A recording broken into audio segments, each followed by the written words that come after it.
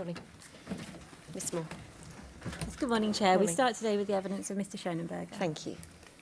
Take that in your right hand and reach out to be released. I swear by Almighty God I swear by Almighty God that the evidence I shall give that the evidence I shall give shall be the truth, shall be the truth, the whole truth, the whole truth, and nothing but the truth. and nothing but the truth. Thank you. Please have a seat, Mr. Schonenberger. Thank you.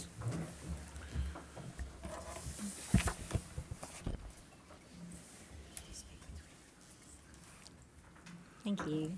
Yeah, good morning, Mr. Schonenberger. Could you confirm your full name, please? Philip Andrew Schonenberger.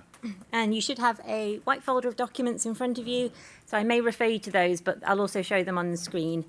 At tab 1, which you might wish to have open unless you want to refer to it, is your witness statement. Yes. You made that to the inquiry and signed it on the 25th of February 2022. And Chair, I'll ask for that to be adduced in full. The reference for that is HOM 0332132. And what that means, Mr. Schonenberger, is that we won't go through everything in your statement. That's already in your evidence. What I want to ask you about instead are some key issues which arise from that you might be able to help us with. So, first to your background, you've been a civil servant since 1986, initially in the prison service. Yes, that's right, yes. And you worked with within the Home Office from 2005 till March 2018 in a number of roles, which we may consider in more detail, but you set out in your statement at paragraph 6.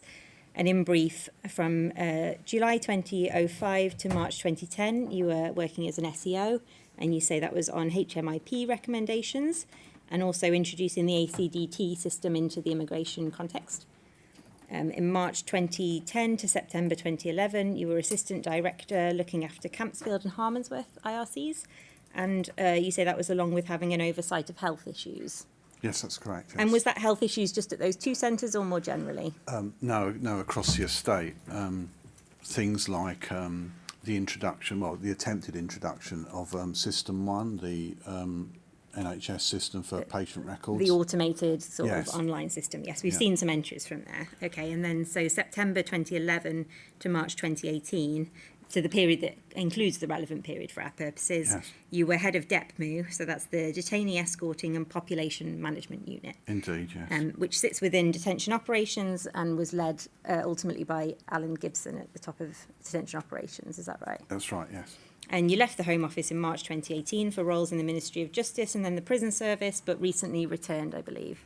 I did, indeed, yes. And now within Detention Escorting Services. Yes, and yeah, is in the that- projects team. Yeah. Sorry, in the projects team. Yeah. Is that as an Assistant Director role? Indeed, yes, yeah. So the first thing I want to ask you about is the bid. So starting at page 3 of your witness statement, from paragraph 10 onwards, you discuss your role in evaluating one of the elements of the initial Brookhouse bid. So that was in 2007, and it was essentially the bid for who will win the tender to run Brookhouse. Yes. At the time, you were an SEO, and you say at paragraph 10 that you were part of a 3-person team that was tasked with looking at just the operational elements of the initial bids. And we'll come to see that operational matters were considered separately from financial ones. So your team wasn't looking at the cost or the value for money, you were looking at the plans effectively by various bidders about how they proposed to run the centre. Is that about right? Yeah, that's right. I mean, the three of us had varying degrees of experience of custodial environments. I mean, for instance, I'd been the head of activities at a large-ish mixed prison. Yep. Other people had a lot of background in immigration and in working within an immigration removal centre. So had any of the three of you worked at an IRC? Yes, Marina Enright, yes.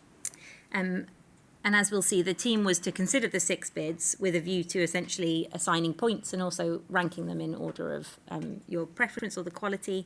And you state at paragraph 12, at the end of that paragraph, any successful bidder would have to comply with all DSOs, operational instructions, etc.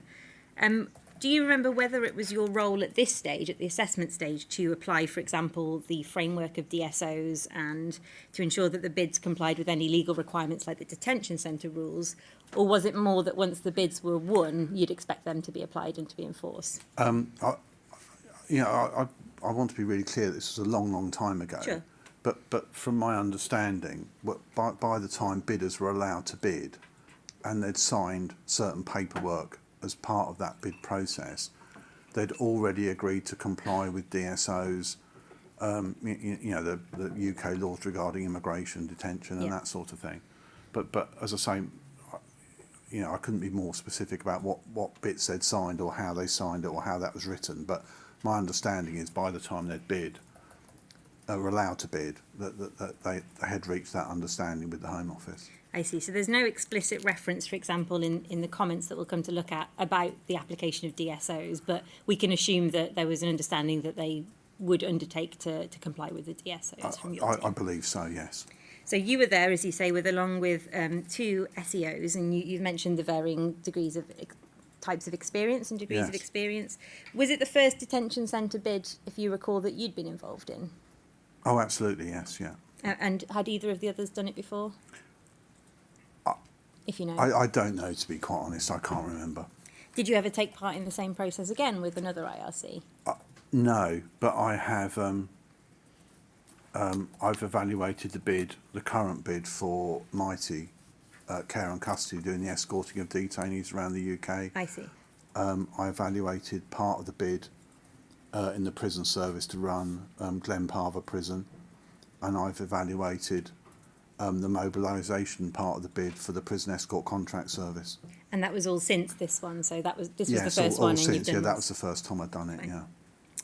Can we have on screen, please, and you should see it come up in front of you, DL 0000140, and you also have this behind tab 2, but it's probably just easier to look at the screen. And page 62 of that document, please. Thank you.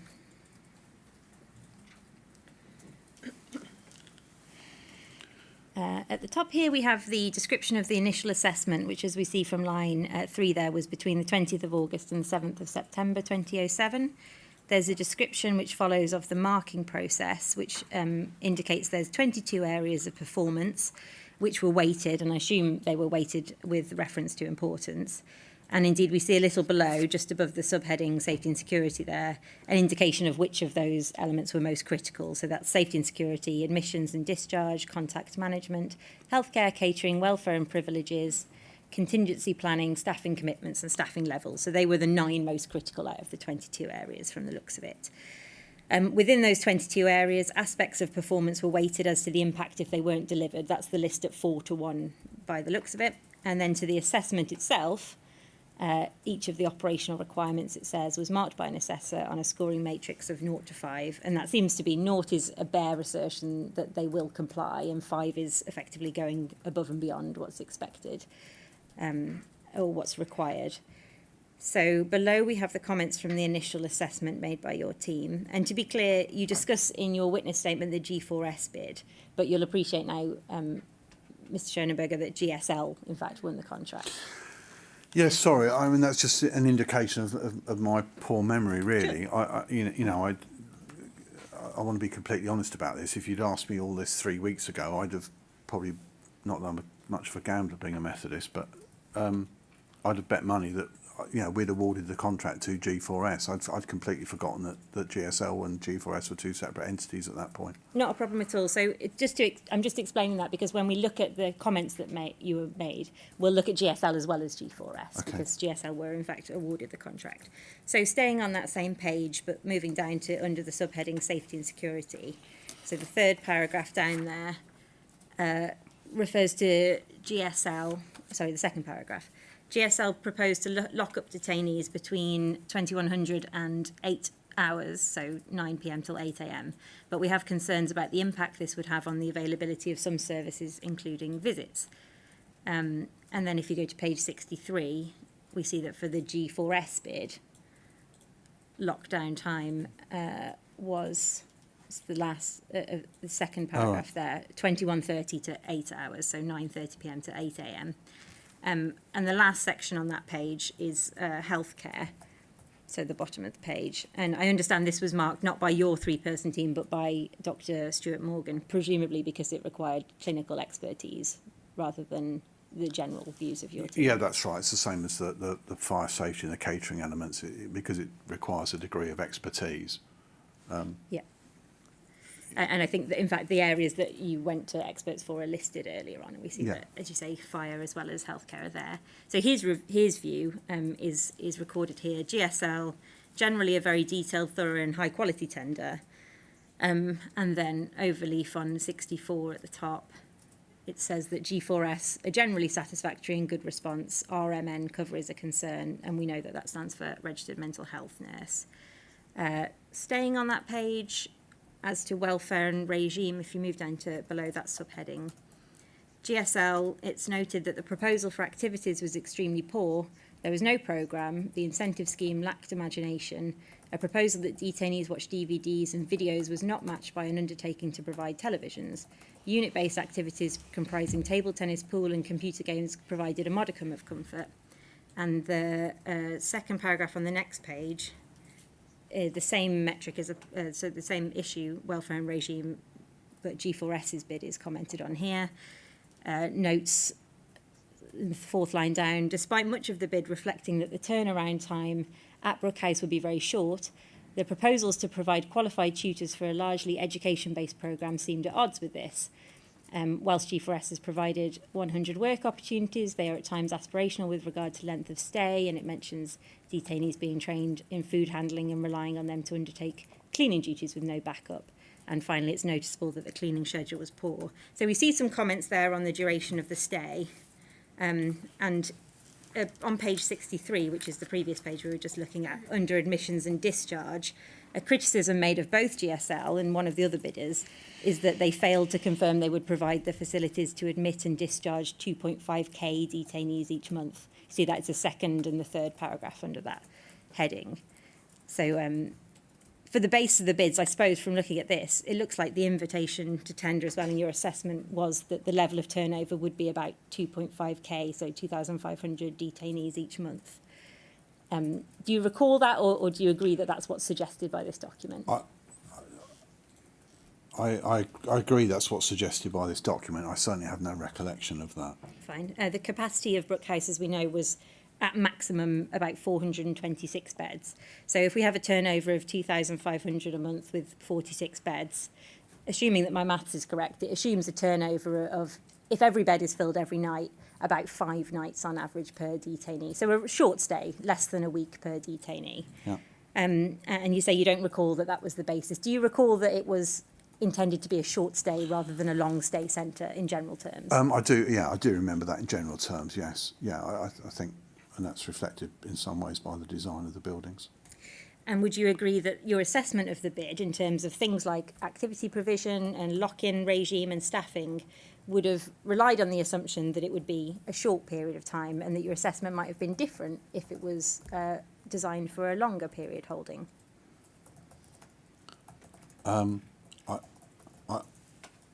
Yeah, I mean, that's very simple logic. I guess that would be the case, but I can't say that I thought that at the time, that if the stay is longer, this is going to have to be very different. Is that? No, that's fine, because you were proceeding, I understand, on the basis that it was a short stay. Yes. So you didn't turn your mind to a longer stay. No. What I'm asking is the sort of regime that's appropriate for a population that's going to be there for 5 days might not be appropriate for people who are staying much longer. No, I guess not. But I suppose you have to take, averages can be quite deceptive, can't they? That there would be people that would be there longer. Mm-hmm. And certainly, I'm just picking out one element I saw on a previous page, food hygiene training. Mm. It would be fairly straightforward to train somebody and, in a basic food hygiene certificate, and then to let them take part in some part of the cooking or food preparation itself, or serving food, for instance. So I guess there's a little bit of a mix in that an average 5 days might betray the fact that some people could be there quite a bit longer. Yep. Okay, we go to staffing commitments and levels. So this is back to page 65. The Gsl entry. We are seriously concerned at the Gsl proposal to reduce DCO levels at 9 p.m. through to 8 a.m, which has clearly been done in order to accommodate the lockdown hours, which are at the same time. And it says that the centre after 9 p.m. will be staffed by, it's been redacted, a number of trained officers and a number of duty managers. Your team has written, we do not consider this to be an adequate number of staff, as the centre is still likely to be receiving detainees and discharging them, and says that the ability to address standard operational functions such as constant watches and removal from association and TC has not been addressed during the night hours. And then at page 66, the penultimate paragraph, this is comments on G4s's bid. It looks like there was some trouble in understanding the staffing proposals. To capture contractual commitments would be a real challenge from this bid, and nowhere more so than in the staffing levels, where the assessors were seriously bamboozled.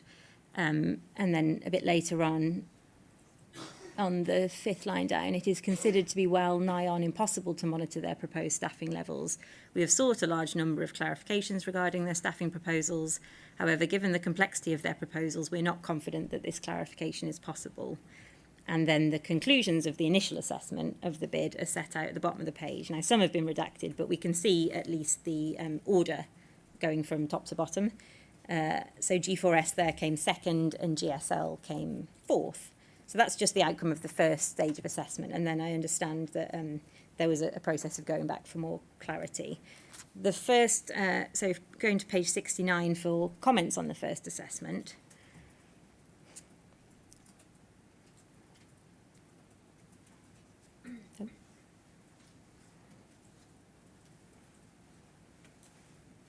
It's hiding at the top there.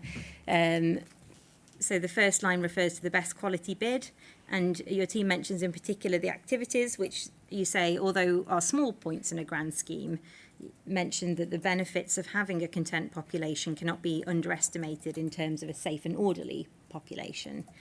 And then starting from that said, so fourth line down in the middle, that said, however, we cannot ignore the fact that they share very tight staffing levels during the nighttime period, a fact shared with 4 other bidders which border on the unsafe.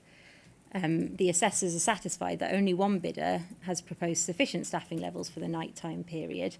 An ethos of cutting corners and meeting basic standards was evident from much of what we read, and we are especially disappointed at the extended lockdown hours proposed by these 4 bidders. This appears to be a desperate attempt to reduce cost at the expense of welfare. And the one bidder with adequate staffing levels is Reliance, which we see from the top of page 66. So we've discussed the DSOs which would apply, and you understand that there was an undertaking to comply with the DSOs, as well as there would have been with the legal requirements of the detention centre rules. And I'm sure you're familiar with the detention centre rules generally, but I'll read Rule 3, which is entitled The Purpose of Detention Centres. Rule 3.1 reads, "The purpose of detention centres shall be to provide for the secure but humane accommodation of detained persons in a relaxed regime with as much freedom of movement and association as possible, consistent with maintaining a safe and secure environment, and to encourage and assist detained persons to make the most productive use of their time, whilst respecting in particular their dignity and right to individual expression." So a secure but humane accommodation with a relaxed regime with as much freedom of movement and association as possible. That stands, doesn't it, in quite stark contrast to your team's comments about the ethos seen in the bids of cutting corners and meeting only basic standards and desperate attempts to reduce costs at the expense of welfare. I guess, yeah, there is some contradiction there, I guess, yes. And it stands in quite stark contrast to men spending nearly half of their time in the detention centre in locked rooms. I'm sorry, would you mind just repeating Sure, what so the actual question is? So we looked at the lockdown times, Yeah. which were proposed, and most of them were from 9ish p.m. till 8 a.m. So that's Right, almost half of the time Yes, in the centre yeah, in locked okay. rooms. And that contrast, doesn't it, with the idea of as much freedom of movement and association as possible. Yes, it does, yeah. And I appreciate that you were working on the basis of a short period of detention, as we've discussed, an average short turnover. But would you agree that the failure to provide a relaxed regime with as much freedom of movement and association as possible, which is required by the rules, would have even more serious repercussions if people are held for a prolonged period in a regime which in fact only meets basic standards and has compromised welfare in order to cut costs? I think it would be fair to draw that conclusion, yes. Can we turn now to the second assessment? So I discussed there was a 2-stage process. This is page 70. So it appears from the document that clarifications on various matters were sought from the bidders, and then your team remarked the bids according to the further information.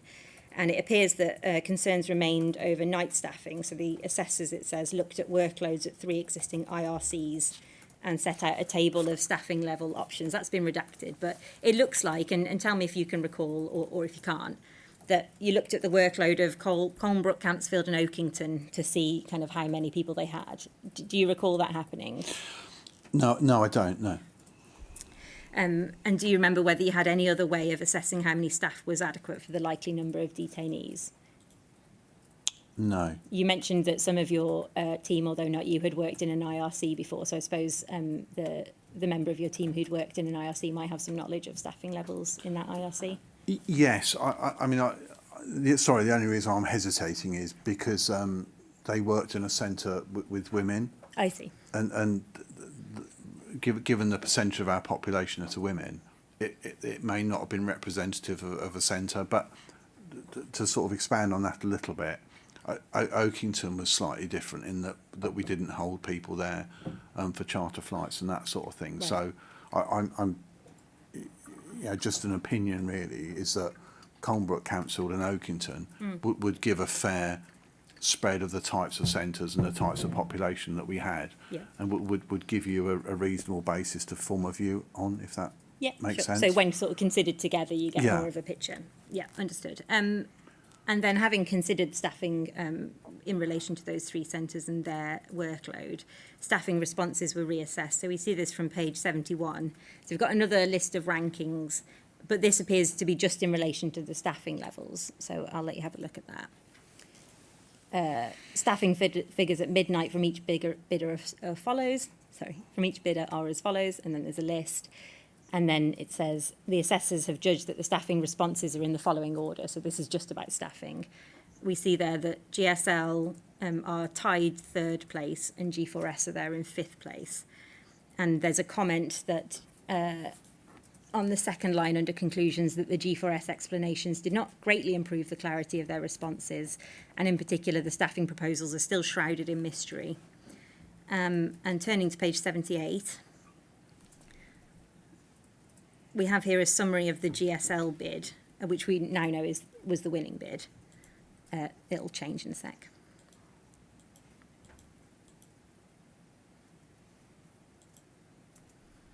And the comments there are from the first assessment at the top. So it mentions the concern at the proposal to reduce DCO levels between 9 a.m. and 8 a.m. Says don't consider the number to be adequate given the detainees coming and going in the night, in summary. Notes the concern about the ability to address constant watches and removal from association. It says GSL have proposed a lockdown period which we consider to be excessive, and this is under the heading lockdown. We consider to be excessive and not in keeping with the ethos of the rest of the estate, 9 p.m. to 8 a.m. The proposals give no justification for such a lengthy period of non-association. And then regarding activities, in the paragraph starting, we need clarification of how detainees will access activity areas and the activities that will actually be available. Their proposal for activities is extremely poor. No programme of activities was provided. And then there's a list of bullet points that starts there. If we turn to 79, list of some bullet points, the last being that cleaning proposals were poor. And underneath that list, in summary, we remain, to summarise, certain aspects of this bid require no improvement or clarification. However, we remain very concerned about certain areas. With opportunities to clarify, GSL could improve the overall quality of this bid, but the lockdown proposal is rather harsh. And then we have the post-clarification comments, which followed further information from GSL by the looks of it. GSL provided confirmation of a number of operational aspects. However, in certain areas, this still left us with some concerns. And then going down to the 5th line, perhaps the issue of most concern in clarification is that the detainees not in the visits hall would be secured in their rooms at 20:45 hours each day. And the last line of that paragraph, we now believe GSL lockdown hours to be 20:45 to 8 a.m. And then it says that the failure to provide a shift pattern also remains a concern. So adjustments to all of the scores were made on the basis of the second level of information. And also one of the metrics, which was contact management, was removed entirely. And it says here that you now understood lockdown to be 8:45 p.m. till 8 a.m. So you'd considered on the page we just looked at that 9 p.m. till 8 a.m. was excessive. Now it's even slightly longer. So these are adult men being locked in their rooms at 8:45 each night, according to the bid.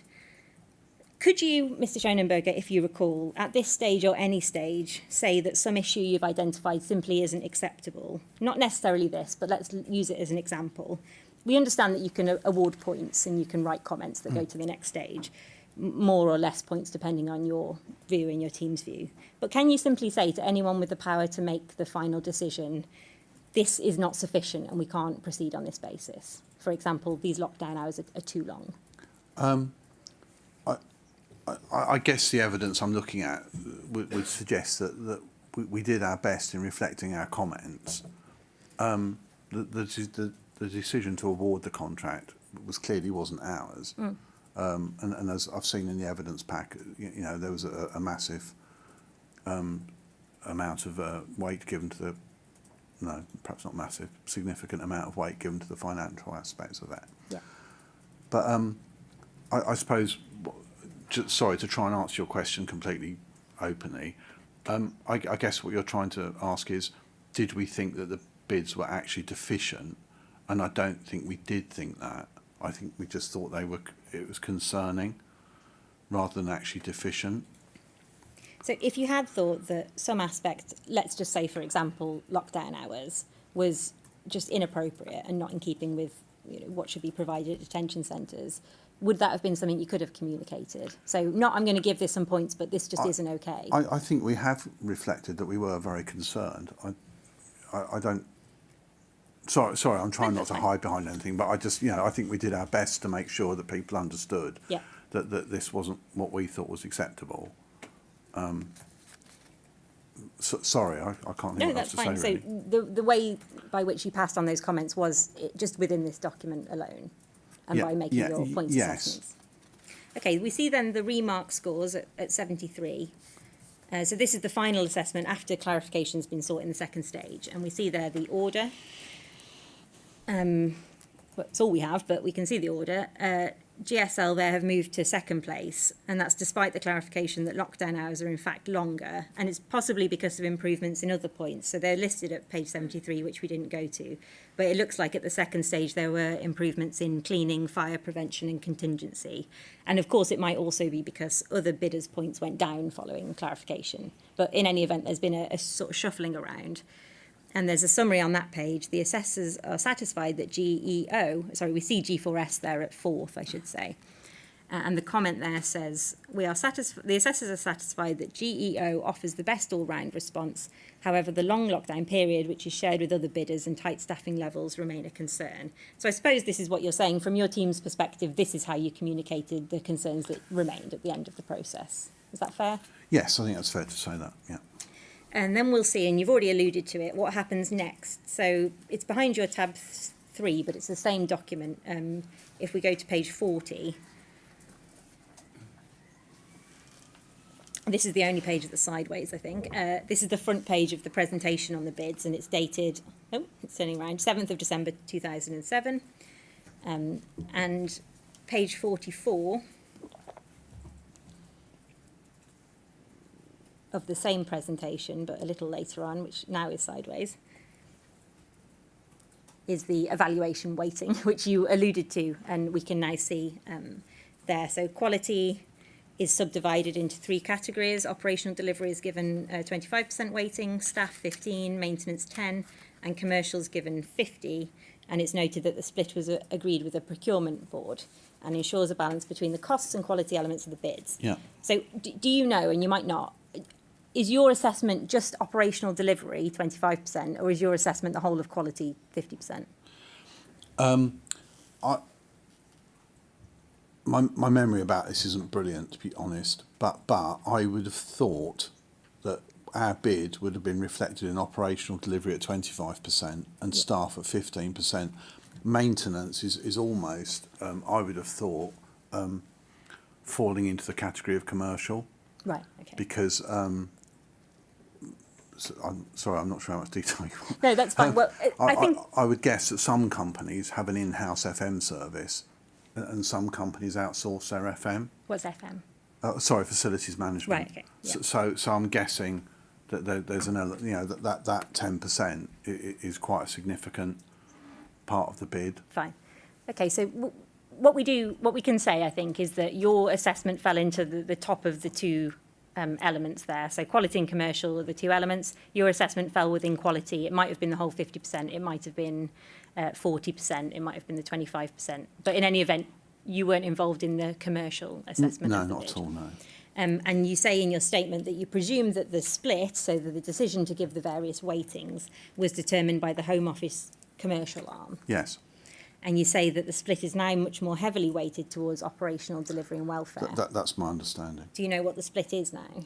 I don't, I'm sorry, You just know that it's more heavily weighted. I do. Well, that's my understanding, yes. Fine. You say in your statement that G4s won the bid despite not being your top choice because of the finances of their bid, and now, as we've clarified, it's Gsl who won the contract. And if we go to page 47, we can see that it appears that all of the bids, or at least certainly the one that won, was financially attractive to the Home Office. So the text there above the graph.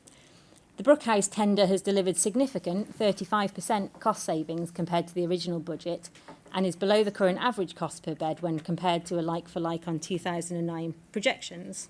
So were you involved at this stage? Did you attend the meeting where this presentation was discussed, for example? I have no recollection of attending it, but if you wanted an honest answer, I guess I probably did go, but I just don't remember going. And do you recall now that you're seeing it that the tender had come out at a 35% cost saving compared to the original budget? Sorry, could you repeat the question? Do you now recall that you knew that the tender delivered a 35% cost saving? I had no memory of that at all. Do you know? I'm not, to be honest, I'm not even sure what that means. Well, I presume what it means is that the original budget was X amount and that the bid that was chosen was X times 0.65, Right, okay, delivering a 35% cost saving. yeah. That's my assumption. Do you know whether you were aware of the budget at the time of your assessment? Did you know how much money the Home Office Oh, had no, to not spend? at all, no. I'm sure we wouldn't have known, to be honest. And do you think that if you had been aware of it, it would have been a relevant consideration when you were looking at the proposals, particularly given your team's comments about an ethos of cutting corners and desperate attempts to reduce cost at the expense of welfare? In short, would you have known that there was more money available for these services? Would that have been relevant to know? I don't think it would, no. Why not? Because I think that the bid is marked on what we feel their operational capability is. And as soon as you get into the bit where you're talking about staff and costs, I mean, just for instance, how many middle managers they've got, how much they're paying them, there's all sorts of elements that would be hard to grasp from an operational perspective as to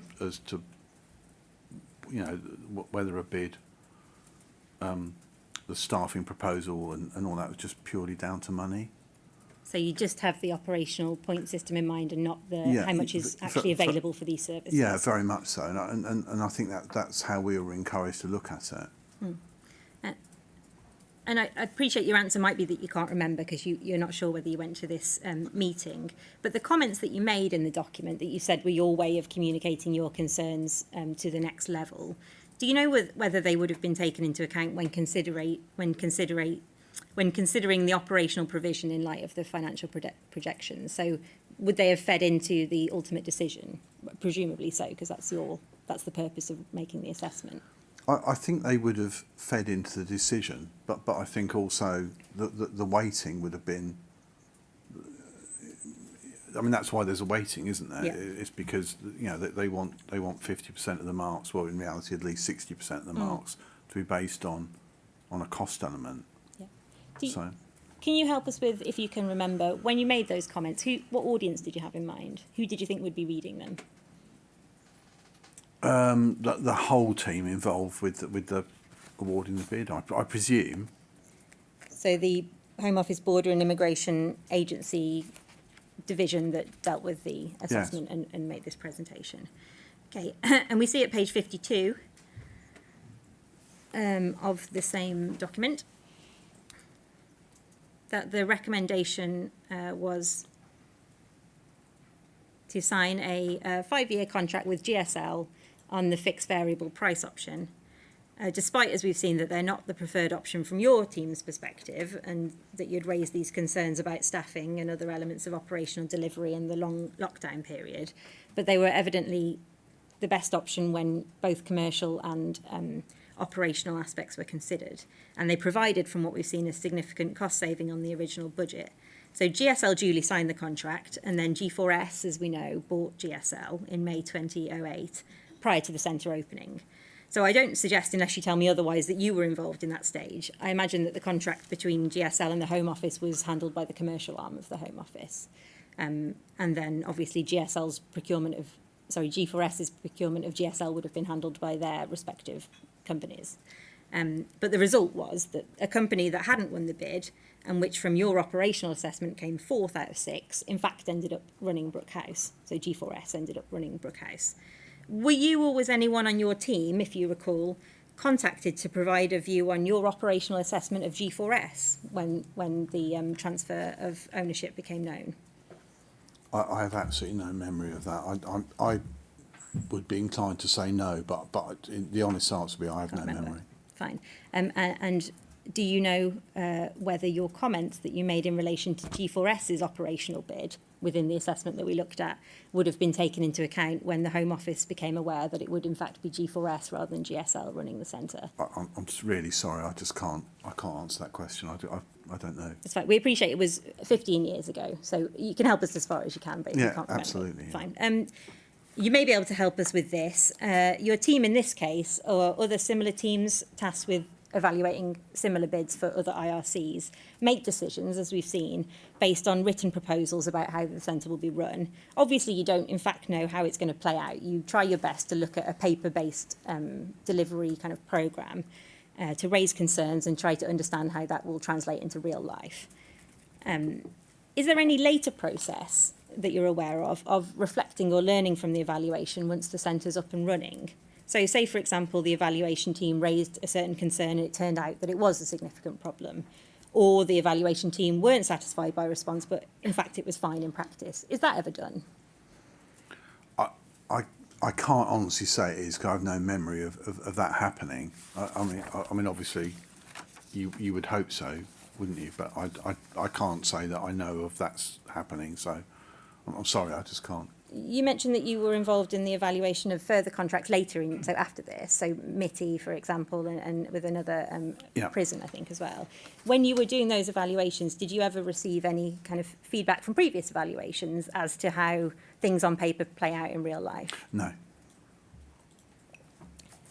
I mean, having said that, when I evaluated the escort contract, it's a very different thing. There's no regime. Yes. The healthcare is at the short-term holding facilities. Mm-hmm. There is no night state. It's a 24-hour, 24/7 operation. And I asked you whether you do receive such feedback, and you'd say you'd hope so, wouldn't you? So you think it should be done if it's not done, with regard to new teams of assessors being able to look at what old teams of assessors have thought and what in fact played out? Yeah, I think that's a perfectly reasonable thing to suggest, isn't it? I think in your own life, if you'd, I don't know, had a painter and decorator in and you thought, I wish I'd asked them to do this, the next time you did it, you'd kind of raise the same point again. Absolutely, yeah. Of course, it's fine. Thank you. No problem. Okay, I want to move on now to increasing capacity. So we've heard about a project in other stages of the inquiry by which, 60 extra beds were added to existing rooms at Brookhouse. We've heard some witnesses from the inquiry speak about that and its effect on staff and detainees. Can I ask you to turn up, please, DL 0000202, and you have this also, Mr. Schoenenberger, at tab 12, but it'll come up on screen as before. And we'll look at, firstly, the first page. So this is the FBC, which I think stands for Full Business Case, documenting the increase of that capacity. It's dated December 2015. And we see at page 7 what the project is trying to achieve. So question 2, what is the project trying to achieve? And the answer is additional bed space capacity at Brook, 60 beds, and Tinsley House, 47 beds. Can I ask you to turn to page 30, please, on the screen? This is a page headed Governance.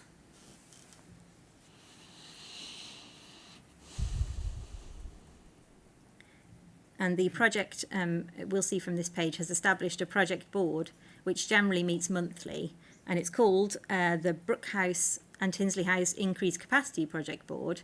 And we see at the top right there, Alan Gibson is listed as the senior user, and then just over leaf at page 31, there's the role of colleagues table, which we just peep at the bottom, and it's continued there. Senior business user, effective coordination with operational needs. Alan Gibson represented at the project board by Phil Schonenberger, and the role is given there, which is the definition of the M project, compliance with operating standards and rules, other statutory recommendations, effective outcomes. Now, you were asked about this, and you say in your statement at paragraph 16 that you had nothing to do with the increase in capacity or this policy document, and that it would have been nothing to do with your role. Do you remember now being involved, or did something change after this document? I absolutely don't remember being involved at all, to be quite honest. I just don't remember? No, not at all, no.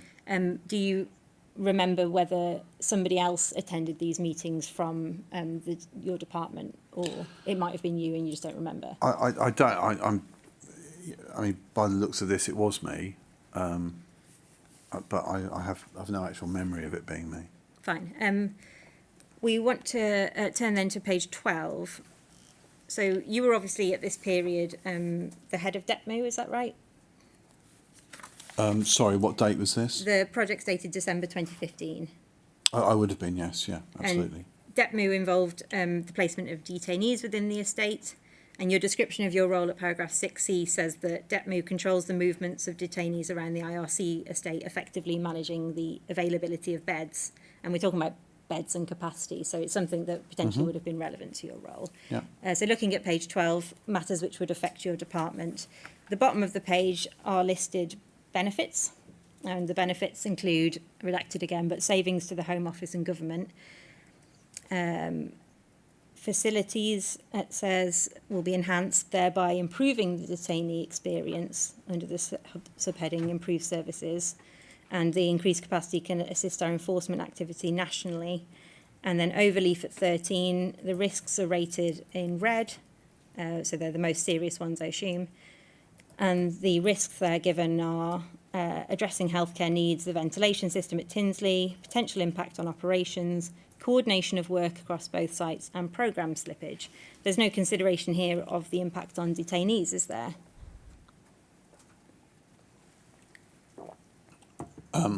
No, clearly that isn't one of the bullet points, no. Do you know why that might not have been part of this consideration? I don't know, no, sorry. So you can take that from the screen now. I won't ask for this to be shown, but we have at the tab 43 of your bundle, and it's INQ 000060, Stephen Shaw's review into the welfare of detention of vulnerable persons, January 2016. So I believe that you met Mr. Shaw in preparation for his report, because your name's listed at page 341 as one of the individuals he met with. But he says at 3.5, which is page 45 of that document, he mentions that consideration was being given to installing a third bunk, which would be positioned above one of the existing bunks in each room in order to increase the IRC's capacity. And he says, given the pressure on other facilities, I do not believe this should go ahead. And the consideration which is being given to it appears to be consideration by this project board and maybe other departments. Do you remember talking to Mr. Shaw about the increase in capacity at the time of his report 2016? I'm sorry, I don't know. Presumably you read his report. In part, yes. Do you remember anyone raising with you or anyone in DEPMU that Mr. Shaw had said that capacity shouldn't be increased at Brookhouse? No, I don't. But to be fair, that it wouldn't necessarily have been something that would have been DEPMU's area of responsibility. I mean, we focused very much on moving people around the United Kingdom and ready for departure, as opposed to getting involved in the day-to-day running of an IRC. The availability of beds across the whole estate would have been DEPMU's area, though, Absolutely, wouldn't it? yeah. So the introduction of new beds anywhere in the estate would have been, to some extent, part of DEPMU's remit. Part of our remit, absolutely, but not necessarily for us to be involved in as to whether that was a good idea or a bad idea. And then we have, sorry, who would have made the decision on whether that was a good idea or a bad idea? Who would you have expected within the Home Office structure to read and react to Mr. Shaw's comments and concerns? Can you say? The director and the senior management team. Of Brookhouse? No, of the estate. Of the whole estate.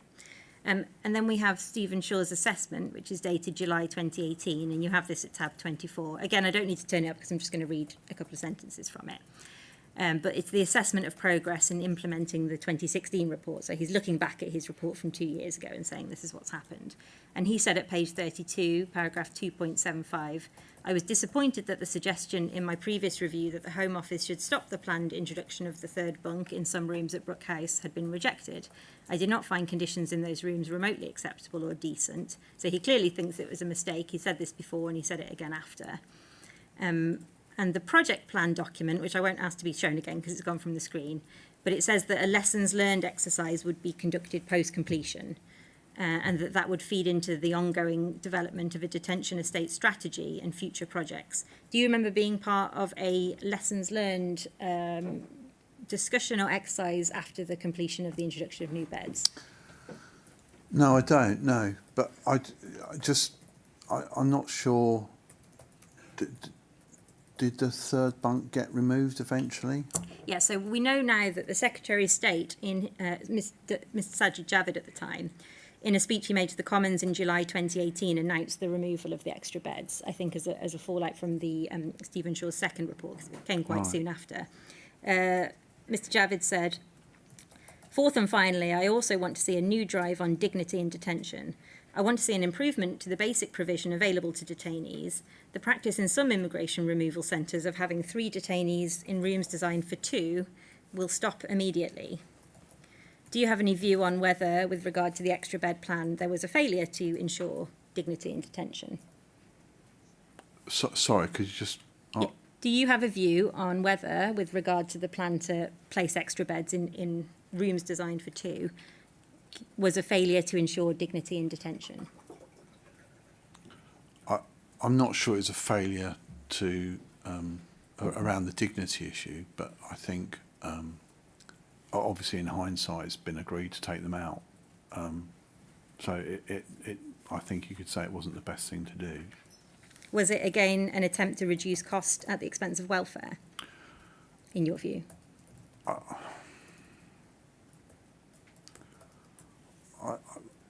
I'm not sure it would have reduced costs that much, to be quite honest. I don't think.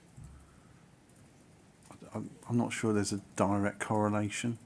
Well, if the Home Office has made a decision that it needs to increase capacity, which it seems to have done, the only options in order to increase capacity are presumably build new centres or extend existing centres, renovate rooms within existing centres at some cost, or simply put a bunk bed in extra rooms. And it's clear that the cheapest option out of them is the bunk beds option, isn't it?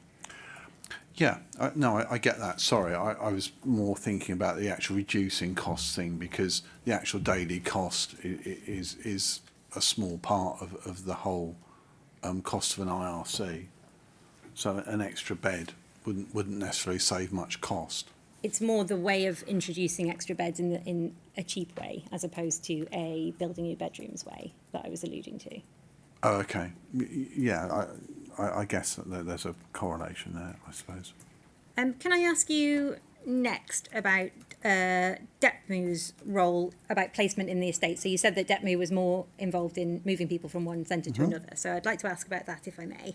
We have a DSO, we don't need to turn it up, but you have it at tab 7, which is entitled Consideration of Detainee Placement in the Detention Estate. And you said you're not the author, but it's within DEPMU's remit, obviously, isn't it? Because it's about moving people around.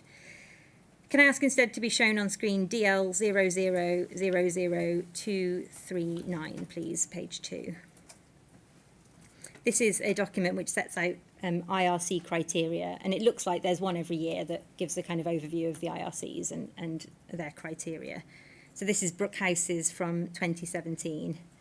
It gives a description, it gives an occupancy, it discusses usability, and under the allocation it says that Brookhouse will take all categories of detainees, certain MAPA cases, and it says here in the first bullet point, most cases accepted, however, complex medical cases or where detainees hold limited or no medication, the cases should be referred to healthcare. Can you help us with what does that mean? Does it mean they should be referred to healthcare before the decision to place them in Brookhouse, or does it mean they should be referred to healthcare on arrival at Brookhouse? My staff would often speak to healthcare director and say, person X has this issue, can you manage them? I mean, I don't know, I can't remember how this work panned out, but we did some, in my earlier role, I did some work on the provision of Subutex and methadone. Oh, sorry, they're opiate replacement therapies.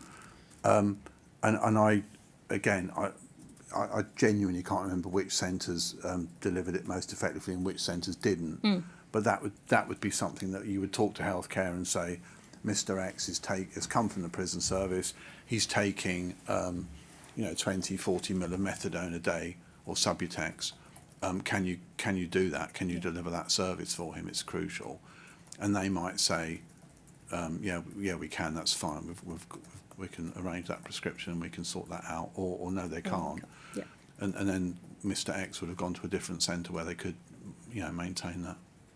I see. So But that's only, it could be an example. low mobility bed. There might be one available. There's a whole range of things that at that point in time may have been, more or less able to be coped with at a particular centre. So referral to healthcare, as far as you understand it from this document, is sort of calling ahead potentially to healthcare at the centre that the intention to transfer them to, and saying, here are the issues, be warned and can you deal with it? Is that what's meant by referral to healthcare in this document? I think yes, as such. What I don't want to give you the impression is that it means that every single time. But we, I think we did our best to make sure that everybody going to a centre with any medical need that had been discussed with the centre. It may be that somebody had arrived at a centre with an unknown medical need, and then it would almost be a reverse process. The healthcare team would phone us and say, look, Mr. X has got this wrong with him. We can't really cope with it. And then we might move him again. So that's the case, as you say, when, for example, you're in prison and looking to be moved to an immigration removal centre. The prison knows about your background. The prison can ring healthcare, or DEPMU can ring healthcare. What about when you come from the community with a potentially complex mental condition? We would act on as much information as we had. I mean, if the information isn't there, I'm sorry, I hope I don't sound facetious, but if the information isn't there, it's very hard to fully take it on board. But obviously we relied on the medical assessment they had when they arrived at whichever centre they were going to. The Rule 34 assessment. Yeah.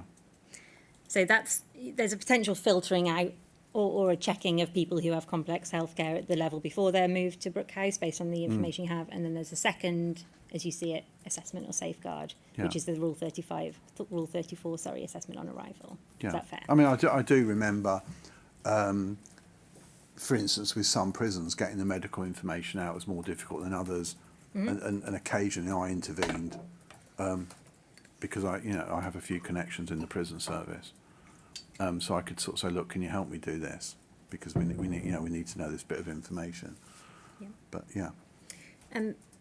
So can I just ask you quickly about the IRC criteria from the following year, so January 2018. This is at DL 0000240.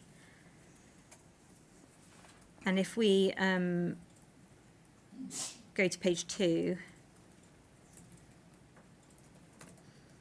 it's quite a similar document, so it's just from the following year, but it's about, it's kind of formatted in the same way about Brookhouse. And if we go to allocation, where the bullet points are, so Brookhouse, again, will take all categories of detainees.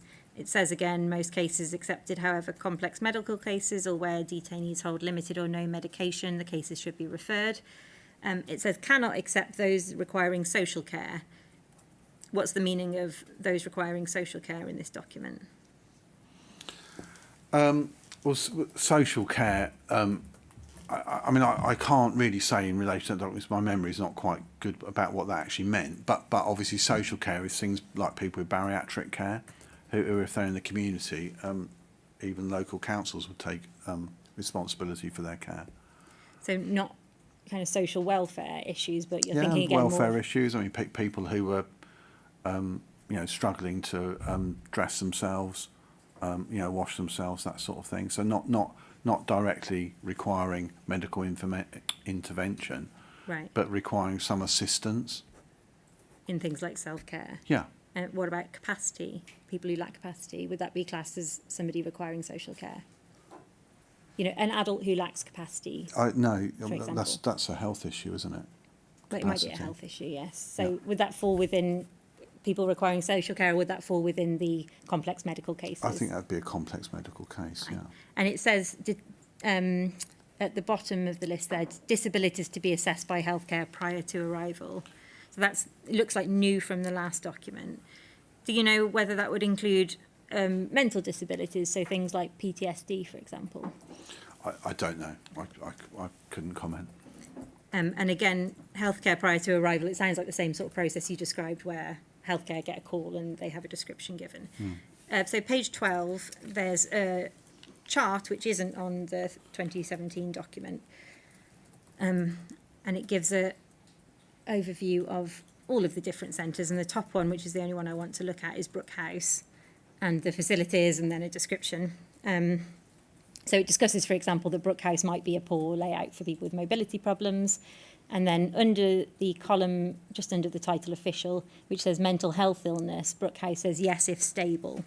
Do you know what the meaning of yes if stable is here? No, sorry, I don't know. Do you know who would judge whether somebody was stable for the purposes of Brookhouse being an appropriate place to transfer them? I'm guessing it's the sort of thing we would have relied on the initial medical assessment and any assessment of records coming in from the community or from a prison. So the initial medical assessment being the one after they've arrived, so the Rule 34 within 24 hours, and then a combination of that and Yes. the records that come in. Okay, thank you. We can take that down now, thank you. So we're going to rewind a little in time now, Mr. Schoenberger, and talk about Rule 35. Now, I don't need to bring it up on screen, but you've been provided with DSO 1 2007, which is called Allegation of Torture Forms, and I see that you're listed there as the contact. Do you remember whether you developed that DSO, whether you wrote the DSO?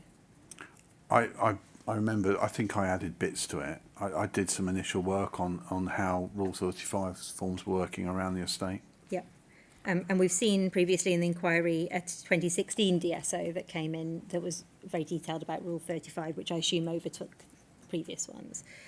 You were asked about that and you confirmed that you didn't have a role in the development of the 2016 DSO, is that right? That would have been right, yeah. But at the time of the former, so around that time, 2009, you mentioned that you were involved in Rule 35. So I want to ask about that involvement. Did it come under your SEO role that you discussed at paragraph 6, where you looked at HMIP and ACDT? How did Rule 35 play into that role? I think concerns were raised from various sources. So I was just asked to go and have a look at how it worked. The application of it. I remember discussing it with asylum colleagues, who bearing in mind detention services, given their name, detain people, Yep. but case owners, own the beds, and how they use them is relevant. Yeah. So I did some initial work on, if you find out that, I keep saying Mr. X, but you get the point. Yeah. If Mr. X makes an allegation under Rule 35(2), Part 2. Torture? Yeah. 3. Rule 3. 35, 3, yeah. Oh, sorry. That consideration would be given to his case and how that allegation affected his case and his continued detention. Okay. We've heard from Teresa Schleicher, who works for Medical Justice. She gave evidence to the inquiry on Monday, the 14th of March, and she discussed Rule 35 audits, so a process by which the Home Office looks at the Rule 35s it's received and the outcomes of those. It's covered in a report which you have in your tab 6. If we could just have one page of that, or maybe 2, on the screen. It's BHM 000043.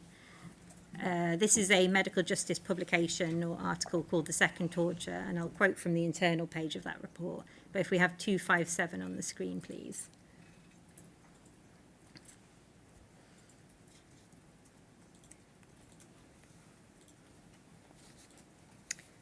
It's a very long document, so it's probably going to take a while to load. It's 257.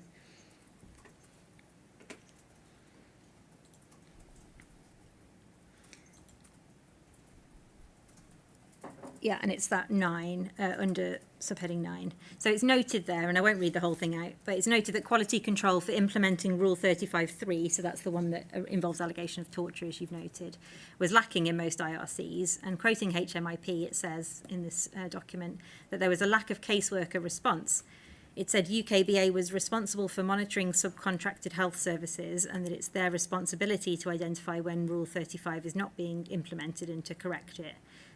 So it says, in essence, UKBA retains that responsibility even when health services have been subcontracted. Under the heading First UKBA Audit, which I think is a bit further down on that same page, the report discusses an audit of Rule 35, which followed a judgment about the application of Rule 34 and Rule 35. I don't think that you were involved in the first UKBA audit. Your name's not mentioned here. Do you recall whether you were involved in this? You are involved in the second one, so. I remember being involved at one point. I honestly wouldn't want to say it was the first or the second one, to be quite honest. Fine, let's have a look at the page 258 overleaf. So it says that the results of the first audit were never published. Indeed, it states that the results were lost. And then under the heading Second UKBA Audit, you were confirmed, you see your name there on the second line down, to be overseeing an audit of Rule 35 in October 2009. So you say you remember being involved in one, but you don't remember which one it was. And you've explained generally why that was part of your remit. And it also states that the results of that audit were published after a Freedom of Information request, which included that, and the results are at the top of the page in the second column. 65% of cases failed to receive a response within 48 hours time limit, 1/3 got no response at all, and 9% of the cases resulted in release. However, in these cases, the reason for release was not detailed, and it says at the first kind of paragraph of text that's picked up after those boxes that the data presented didn't include any reasons, so the 9% release figure was supplemented by the statement that release may not have been on the basis of torture. There was no analysis of the content of the reports or the quality of the detention review or the assessment of medical evidence, and it says that without this information, the audit is essentially redundant. Do you accept those limitations on the data that was published, for example, that it didn't give the reason for release? I suppose being sensible, the conclusion where the exact reasons for release were not examined, it is therefore possible that none of the individuals were released through the Rule 35 process. You could exactly say the opposite, couldn't you? How do you mean? You could say that the reason for release was a Rule 35 report. It's just not possible to find that out. It's not possible to find out yet. But I was asked to produce an audit, which I did. I was fairly open about the results, and I think trying to dig into the data to find the reason was difficult. Do you know whether, and you might not know this because it might not have been a stage you're involved in, did your audit look at the reasons for release but they weren't published, or did your audit not look at the reasons for release and simply look at the number of releases? I genuinely don't remember, but I do know interrogating SID at the time, because it's quite an old programme, is very, very difficult. I see. So SID's the electronic programme by which detention records are recorded. Don't worry about the database. We'll see GSID as well. We'll come to that a bit later. So this is February 2011 when the data were published.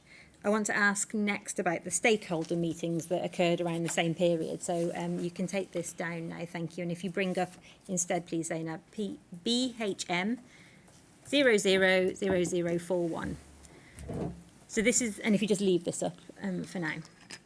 This is the statement of this is an excerpt from the statement of Miss Emma Ginn of Medical Justice. If you turn to page 21, and you've been given this, so you have this at your tab 5.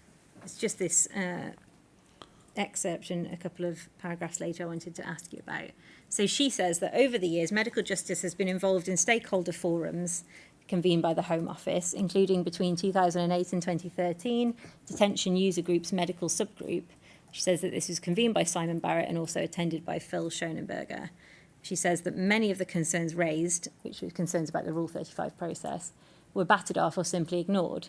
Their attitude at the time was even dismissive. She said that when we asked about Home Office statistics, they were not collated. There appeared to be no real interest in monitoring what was happening in IRCs, even in respect of self-harm and deaths. It was said that the British public didn't want the Home Office officials spending their time collating statistics. Do you accept that the attitude of yourself and Mr. Barrett during these meetings was dismissive? No, I absolutely don't. Do you accept that there was no real interest in monitoring what was happening in IRCs? I can't say that I specifically remember that allegation, but I do. It's not in my nature to be dismissive of serious issues, and one concern I have over this is that I know that I can't remember when at some point the detention user group was disbanded because it was almost impossible to have meaningful collaborative discussions with the people present because of a determined sort of almost aggressive stance against us. So it was disbanded in 2013 and it was replaced by the National Asylum Stakeholder Forum Detention Subgroup. Were you part of the NASF? No, I don't recall ever going to one. I may have gone to one for Alan Gibson at one point, but I have no actual recollection of it. Ms Ginn goes on to say at 61 that Mr Barrett accepted that there was a disconnect between the medical professionals completing a Rule 35 and those at the Home Office when assessing whether it would lead to release. Do you recognise anything about that sort of disconnect? Not specifically, but I do think it's the kind of thing that I found when I did the audit and talked to asylum caseworkers. That yeah, there was a disconnect. Yes. What sort of disconnect? Well, I think because it's you've got some person in an IRC looking at somebody, hearing something, reporting it going on to SID, etc., and in between all of that, a disconnect between all the processes tying up together. And what did that disconnect lead to? Well, I think as my audit showed that we hadn't released lots of people, but I think without knowing all the individual details again and everything, I couldn't really comment on the nature of the disconnect. Might it be that while medical professionals or staff at the centre felt that somebody should be released, the decision was that they shouldn't be released? Is that in essence the disconnect? It could be, but there could be a lot more serious issues around that. I can only speculate here, and I don't really think you want me to speculate. But it could be that the nature of their offences, if they're an FNO, could be that their release into the community poses a stronger risk to the community as addressing their torture allegation, for instance. So countervailing factors considered by maybe people at the centre to be in favour of release, but considered by the caseworkers not to be so. Fine. I can't, please be clear about this. I can't say that happened, but right. I'd imagine, in the case of somebody with a very serious criminal past, that for instance wouldn't have been released if it was a criminal case. Ms Schleicher, as I mentioned, gave evidence to the inquiry and she discussed attending these meetings. And she said, and you have her evidence behind tab 20, again I won't pick it up, but the transcript from the hearing was the transcript from the 14th of March, that she attended the DUGs. She said that Medical Justice repeatedly raised concerns about Rule 35 and the quality of reports, and also of the quality of the subsequent detention reviews. She said that Medical Justice wrote papers, so I just mentioned one, the second torture, and also brought examples of failures in the Rule 35 system. And she said, when asked by counsel to the inquiry what the Home Office response was, that when we bring examples, often we get told it's not possible to comment on things like that in such detail and that they are just individual cases and it wouldn't be appropriate to discuss them. When we bring general concerns, we are often told that these are too general and specific examples are required. At one point, there was an admission that there had been a disconnect between the doctor writing the report and the Home Office receiving them, but no action was taken to address that point. Does that sound familiar, of being told that general concerns were too general but specific concerns couldn't be addressed specifically? No, I genuinely have no memory of that. I think, if my memory serves me rightly, sometime after I did my examination of the process was tightened up considerably, Yeah. And there was a recording of when a Rule 35 report went to a case owner, when they responded. So we were building up a good picture of all the information. So I don't think that reflects either a dismissive approach or an uncaring approach. I think it was being addressed. I genuinely can't remember the outcome of all of that, or whether there was more releases under Rule 35. But I do think it shows that the Home Office took this matter very seriously. Ms Schleicher in her evidence then discussed changes that were made to the form. So previously there was one form with 3 tick boxes to say which element of the rule it fell under, and this was replaced with 3 separate forms for each of the limbs of Rule 35. And on this, she said, we were worried that there was a possibility that having these 3 forms may deter doctors from filling them in, which seems to have happened. We were also worried that the questions that were being asked may mislead the doctors into thinking that the thresholds were higher than they actually were, which again is something that appears to have happened. And she said, we saw some of the training slides, although not all of them. We were concerned about the content of that, and we recommended audit and monitoring, and that wasn't put into place. Do you remember whether you considered at the time that these were legitimate concerns? I have no memory of that, no. Let me put it this way then. If these concerns had been raised in the meeting, for example, that people aren't going to fill in 3 separate forms, or that the questions asked on the forms might improperly lead people to misunderstand the rules, would they have been considered legitimate concerns? I think they would have been, and I think we used a lot of medical advice from our doctors when introducing these sort of systems. So I can't evidence this or say that I have a firm recollection of this, but I'm fairly confident that we would have discussed the forms with some of our doctors before we issued them. Which doctors are they? People who work for the Home Office and give clinical advice? Yes, indeed, yeah. But I mean, we had, for instance, at the time, Dover, Haslar and Lindholm or the Verne, which would have had prison medical officers in. I mean, certainly some of those prison doctors would have had practices in the community as well, so they were established community doctors, and in some areas they'd have had a good understanding of issues around immigration and healthcare. So do you recall going to those doctors generally to seek information and advice on stuff like changes to the Rule 35 forms process? I don't know about the Rule 35 form, but I can remember having discussions with them about a whole host of issues. You know, everything from scabies, chicken pox. It was quite common to have, and we did healthcare audits using one of the doctors. And I can remember discussing that with them, and spending time at a centre where they were auditing. Okay. I think I am concerned that people are using words like dismissive of genuine concerns, because I really don't think that reflects the Home Office that I've been part of. As I mentioned, the changes to the Rule 35 forms.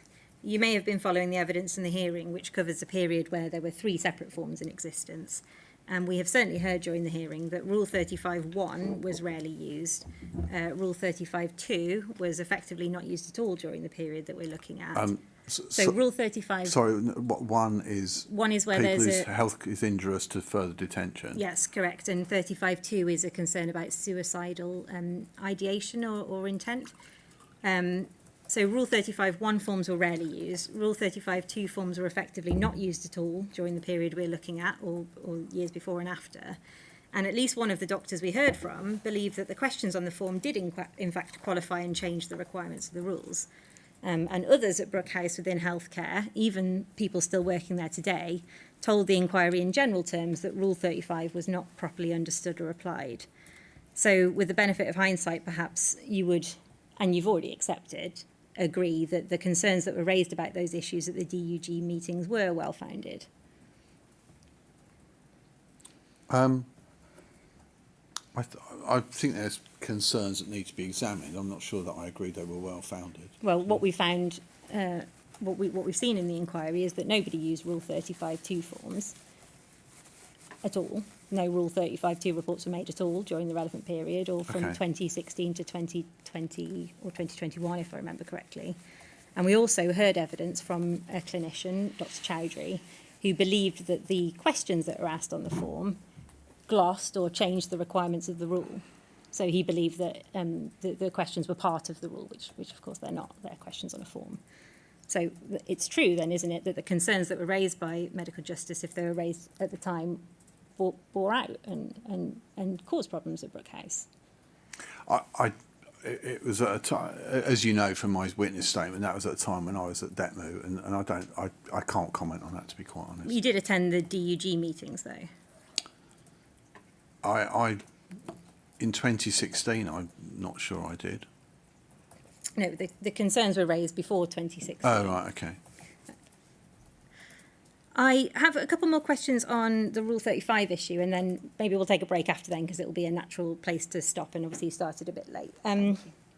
So returning to the statement of Ms Ginn, which is still on the screen here, page 22, paragraph 63, Ms Ginn refers to two Article 3 decisions, which are S and BA. Now, they both relate to men detained at Harmondsworth at various points. These decisions came to be summarised in Mr Shaw's 2016 report. I won't bring it up, but for the note, they're summarised from page 276 onwards. And where I summarise them now, for the purpose of giving a background, I'll either be quoting or paraphrasing the summary that's given in the Shaw report. So the case of S involved a detainee who was detained despite a wealth of medical evidence that he had PTSD and other illnesses, and despite the fact that continued detention would result in a deterioration. A Rule 35 report was submitted to the Home Office, but the court found that the subsequent decision to maintain detention didn't properly address the effect of detention on him or properly weigh up the countervailing factors. And there were subsequent decisions to maintain his detention, which suffered, the court found, from the same defects. And the result of all that was that the court found that S's detention was unlawful, and moreover that it amounted to a breach of Article 3. BA's case is summarised also in the Shaw report from 278 onwards. He was detained under immigration powers following release from prison, where his mental illness had been recorded and was known about. He was diagnosed while in detention with stress-induced psychosis and depression, was admitted twice to hospital. He was assessed as unfit for detention, and a Rule 35 was sent. 2 days after that Rule 35, a doctor noted that continued detention posed a real risk he could die. He was refusing food and drink, and given that he was not going to be released, an end-of-life plan was made. And Shaw's summary refers to 8 reviews maintaining his detention. And as with S, the court found that detention of this man in these circumstances was unlawful and in breach of Article 3. As I've said, Ms Ginn mentions these two cases at paragraph 63 and says that they were discussed at the meetings and that there was an action point for Mr Barrett to check the details of these cases and to confirm how lessons learned are disseminated to UK BA staff. The statement goes on to say that at the next meeting, Mr Barrett said he had not had time to read the judgments and didn't know if any lessons needed learning, and then after that there was no follow-up. Now, the cases have been litigated and they're not about Brookhouse, and I'm not going to go behind or ask you about the decisions themselves in the cases, obviously, which are a matter for the judges. But what I do want to ask you is whether you were aware of these two particular judgments which had found Article 3 breaches in the context of people detained in immigration centres with health concerns and Rule 35 reports. I had no memory of them at all. I'm only aware of them now because they're in my evidence pack. And your awareness, I would suggest, is even more relevant because in the question of whether you're aware, because you're mentioned in the case of BA, so the judge referred to you by name. You weren't a detention decision maker, I understand it. You're described in the judgment as Assistant Director of Detention Services. And you're noted in the judgment to have, in correspondence, found out about BA's case, expressed surprise that BA was still detained, and in the judge's words, chillingly, to have stated that there would be significant press interest if he does die, and to have said that healthcare records and details of his care would need to be in order so that they can be made available to the PPO if he does die. So even if the Home Office aren't informed in general terms about judgments that involve Article 3 breaches, which is seemingly what Mr Barrett suggested to Ms Ginn about S and HA, is this any different if judgments relate to cases that individuals are specifically involved in or named in? So were you told about the judgment that named you at the time? No, it wasn't, no. And was there any kind of follow-up to the decisions that were made by anyone in your department or by you in this case at all? Presumably not if you weren't told about the judgment. No, but obviously I was at DETMU at the time and maintaining detention wasn't part of my remit. So you were mentioned, though, in the judgment, and you say that nobody kind of informed you of the fact that you'd been mentioned. No. The judgment says that nobody set out deliberately to cause harm or distress to BA, but states, I do consider that there has been a combination of bureaucratic inertia and lack of communication and coordination between those who were responsible for his welfare. The documents disclosed by the Secretary of State have also shown, on one occasion, a callous indifference to BA's plight. So those involved in decision-making need to know that this is how their actions have been independently assessed by a judge, don't they? Would you agree with that? Sorry, what? Would Can you you repeat agree- the question?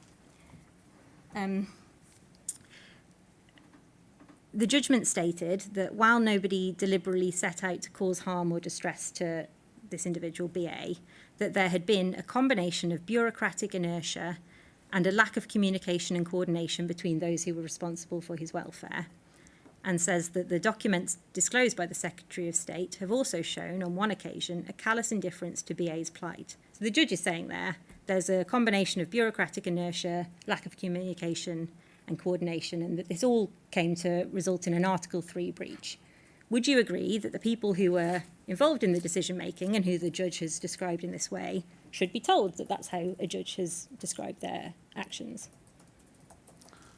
Sorry, I'm not quite sure I grasp the question. Should a judge be told if a judgment criticises the department? Should a judge Should be a told? department be told if a judge criticises the department?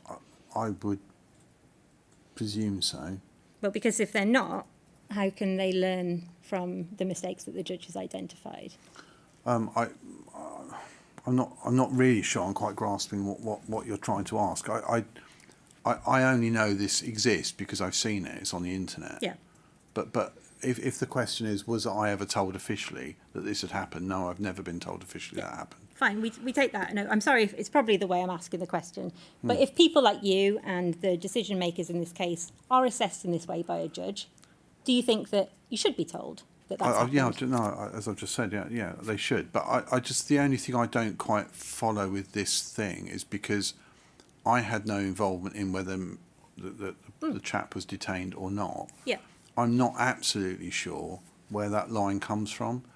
I'm not sure how my involvement got reported as being callous or otherwise, and God forbid it was callous, because I don't quite understand how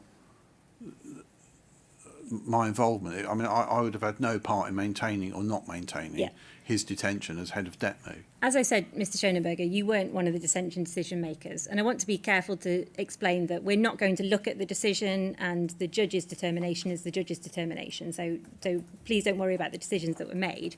The simple point, I suppose, is you're named in a judgment. Home Office decision makers' decisions are said to be unlawful and in breach of Article 3. People should be told if that's how a judge assesses their behaviour, shouldn't they?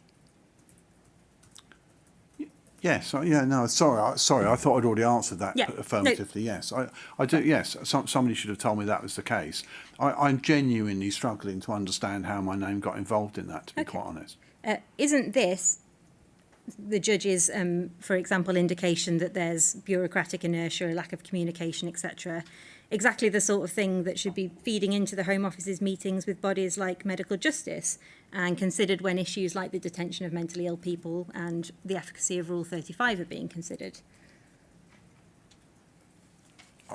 I'm sorry, I'm not quite. So the actual question is. So you have meetings with stakeholders like Medical Justice. Yeah. Would you agree that considering a judgment like this, which says that there's a lack of communication, an Article 3 breach in someone with a Rule 35 report, that's a relevant thing to discuss in those meetings, isn't it? It is, but I guess it's of more relevance to case owners than members of detention staff. Well, it's of relevance, though, to the people who are having meetings that discuss the efficacy of Rule 35 as well, isn't it? Yes, I guess so, but I'm just trying to think in the context. With that sort of detention case, it's more relevant to the person maintaining detention. You might not know the answer to this one way or another, which is fine, but do you know whether a decision like that would go back to the person who decided to maintain detention? Would they be told there's a judgment that says that they should have been released? I don't know if there was or not. It would strike me as being pertinent to the... I want to ask about two other cases before we have a break and we move on from Article 3. You have them at tabs 16 and 17. They're both decided in 2012, so the year after the judgments we just discussed. The first is HA. I don't need it on the screen, but the full judgment we have at DL 0000178, just for the note.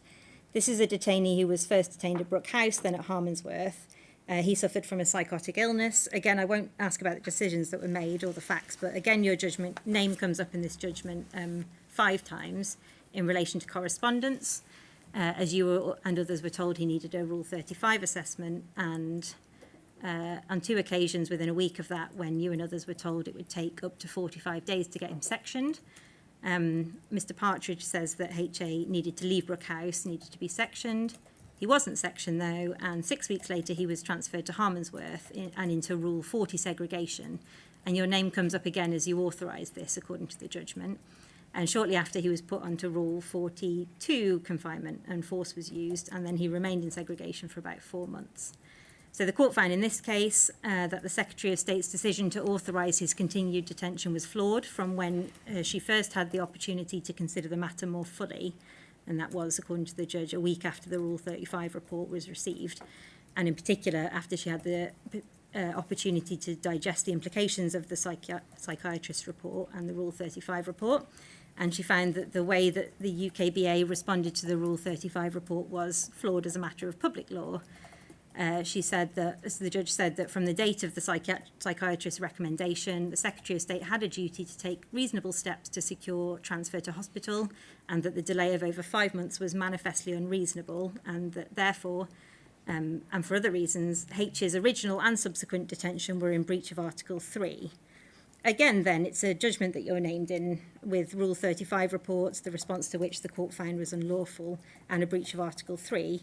And did you learn about this judgment at the time it was promulgated or any time before you were given it in your pack? No. Do you know whether anything was done to ensure that this didn't happen again? I think that if the question is about getting people sectioned, in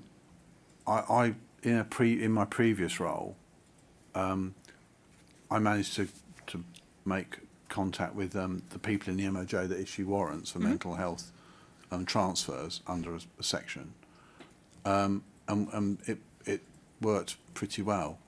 I am surprised that somebody was deemed to be sectionable for that amount of time and weren't sectioned. Yeah. But I mean, I have no immediate recollection of the actual case, but it's something I genuinely felt we'd got better at. When did you think you got better at it? Because When?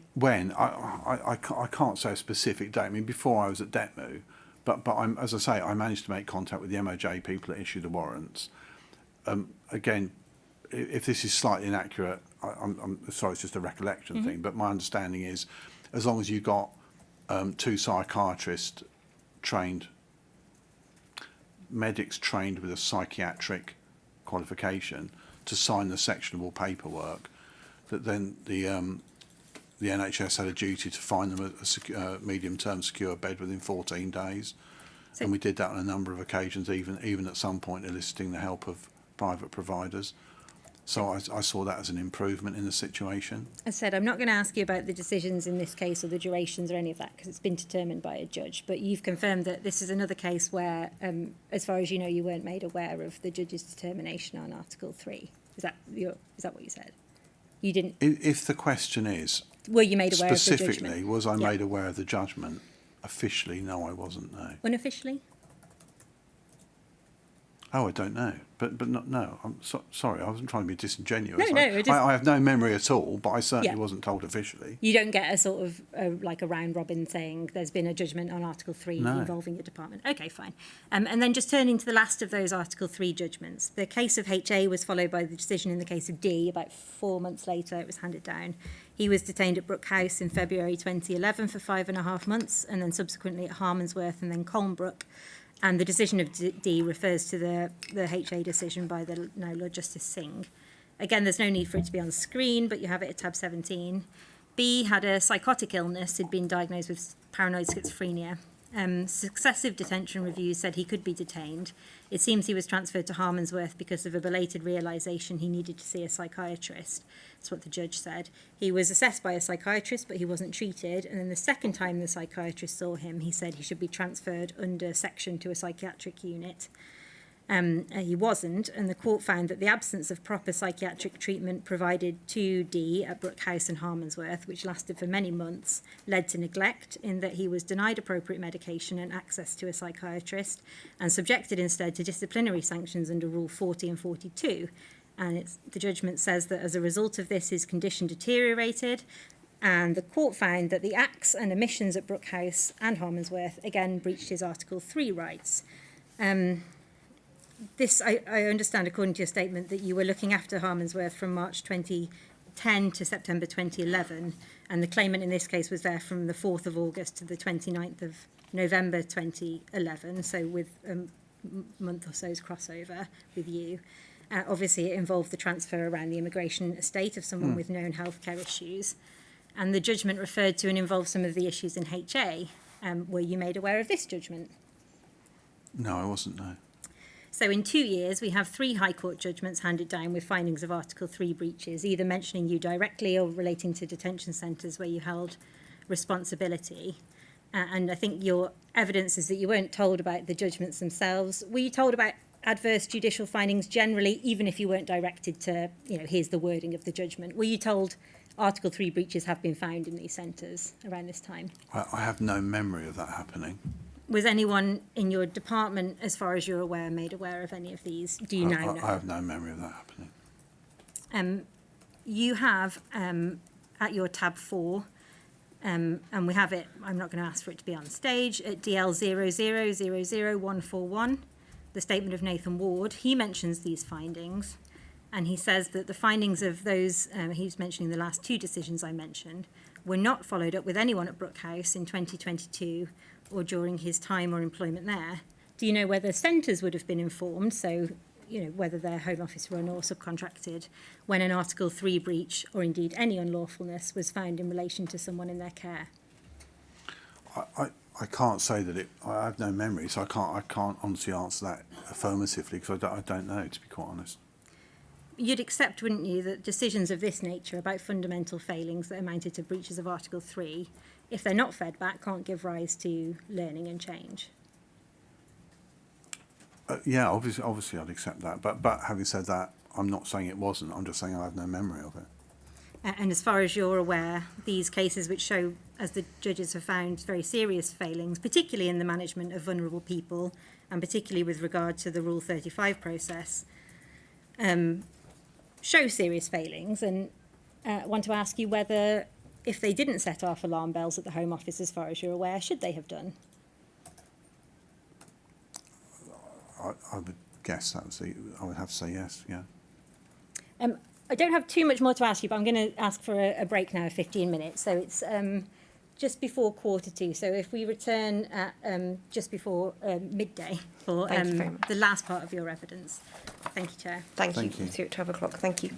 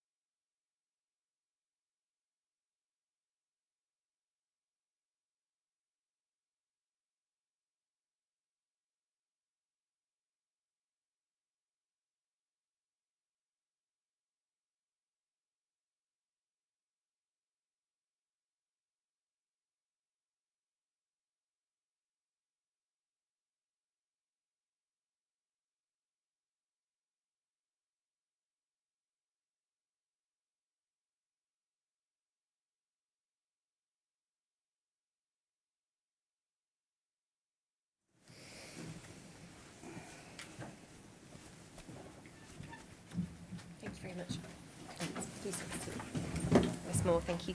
Thank you. We continue with the evidence of Mr. Schoenenberger.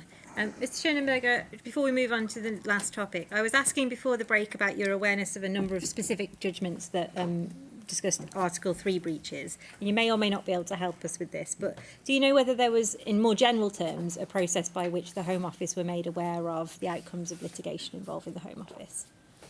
I've no awareness at all, no, sorry. No, that's fine. I want to turn then to ask you about Part C. And this is the final matter I want to ask you about. And perhaps we can do this best by reference to an example. So we've provided you already with excerpts from the records of a detained person we'll call D801. And just to be clear, there's no suggestion that you were involved personally in his case, and I'm not going to ask you about the factors that played into decisions in his case. What I hope you can help us with, though, is the process. So from DEPMU's point of view, when you get a Part C. So correct me if this isn't right, but I understand that Part C is a process for notification of either further information in addition to what's recorded on a IS 91 Part A, or notification of a possible alteration to a detainee's risk factor. And it's effectively a form that's completed at the detention centre and then is distributed to a list of recipients. So if we could see on screen, please, HOM 032190 and page 1 of that document, please. And we talked about SID, and this is GSID. And the entries, as I understand them from experience, are signed off by the person in the department, and it's the line in italics below each entry that's the person who made the entry, isn't it, rather than above? That's how GSID works. So, for example, we can see under detention minute, there's an entry made by a person at Brookhouse, and then their name in italics there, and unit Brookhouse. See that at the bottom of the screen? So the italics relates to the entry immediately above. Okay. So what I hope you can help us with, as I said, is the DEPMU's part in the process of Part C. So we see, if we move up a little bit, below the initial entry by the ICE arrest team, it says, Part C received from D. Killick at Brookhouse, ACDT open at reception, hourly obs open due to risk to himself. So it looks like here, the 1st of March, DEPMU has been informed about the opening of an ACDT, and that's they've been made aware of that by way of a Part C. So can you help us with why that Part C would have come to DEPMU? Yes, I think I can. Although obviously it was something my staff did, the key point here is that, and if this is wrong, it's not me being disingenuous. It's just that I don't fully understand the system, but I'm fairly sure this is right. DEPMU are one of the few departments have complete access to SID. Right. So they can see all the fields, they can enter data and everything. So the Part C is really by way of an update, so that they've got a method for receiving information, recording information, and making it available to everybody, the case owners, whoever the case owners are, and updating SID. It's a part of the department where, I'm trying to make this sound really sensible, they actually own that part of SID. So they perform a function that nobody else can perform, because nobody else can access all the necessary fields to update that information. Right. So that their role is in making sure that they're taking information flagged up at a centre, Yep. that they're amending that person's record, Yep. and it means that the case owner can then see that record, I see. and it's been updated like that. Okay, so DEPMU have certain data entry permissions. Yes, yeah. That other yeah. departments might not have. Yeah. I see. So that's why it comes to DEPMU, is your understanding Yeah, of it? indeed. And so do DEPMU have to do anything on receipt of a Part C other than enter it onto GSID? I'm presuming now, because I can't quite remember exactly what happens, but I'm presuming they update SID and they notify the case owner that they've updated SID. But that second bit is my presumption, not my actual knowledge. I see. Okay. Can we turn to HOM 028624? and page 35 of that document, which you also have in hard copy at tab 21, but we'll see it on the screen. It's not a great scan, but you should be able to read it, and I'll read it out. Page 35, please, thanks. This is a scanned entry from D801's medical records, and this is a full Part C form, not this. If we go to page 35, you'll see it. This is a completed Part C form. It's quite small, yeah. And we'll see there it's dated and signed by Sandra Calver on the 13th of March 2017, and it explains the purpose of the form, which we've been over already, so it should be completed as soon as further information is available or statements indicate a possible alteration to risk. It says D801 has had his mental health section revoked and is no longer under a section 48. He remains under the psychiatric care at Brookhouse, or if released under the care of the community, he remains an adult at risk level 2 or 3. There's a section there, if we go down for completion by DEPMU and MODCU. Obviously, the reason it might not be completed is because this is the version that's in his medical records rather than one that's gone later. But there's a bullet point there. This detainee's location does or does not need to be changed. So DEPMU are in charge of potentially changing people's location. That's right, isn't it? Moving people around the estate. For a variety of reasons, yes, indeed. Yeah. Can you help us with whether the meaning of changing a location can include release, or is it just changing from one location to another? Certainly not release. That's not part of DEPMU's function to release. That's only a case owner's decision. So it's just, do they need to be moved to a different... Sorry, do you mind if I just, for clarification? No, I'm struggling to remember this. MODCU, Management of Detained Cases Unit? I don't know, I'm afraid. Let's go with that as the guess. But it's completed potentially by DEPMU or whoever MODCU are. Yeah. And it's not been completed, but as I said, that might just be because we have the version from his records, and you've helped us with changing location can't be released because that's a decision for the case owner, not for DEPMU, you say. And there's a distribution list there, including DEPMU, detention location, and the UK BA office or unit dealing with the case. Yeah. So if we can go back to the GSID notes, please, Zainab. It's HOM 032190. This is the document we were just looking at, which is the record. And if we go to page 3, so we were just looking at a Part C, which was dated the 13th of March 2017 in respect of this person. There's no corresponding entry in the GSID records for that date. You can't answer whether or not why there isn't one, but do you think that there should be one if a Part C is received by DEPMU? I'm really sorry. Sorry, can you repeat the question? If a Part C, so we saw the Part C that was dated 13th of March 2017. Yeah. If it was received by DEPMU, should there be a corresponding entry with the same date here that says Part C received? Would you expect that? So I'm really sorry. I'm not sure what I'm accepting. Sorry. So Part C is dated 13th of March 2017, the one we just looked at. Yeah. Would that normally, if it's received at DEPMU, give rise to an entry that says we've received a Part C?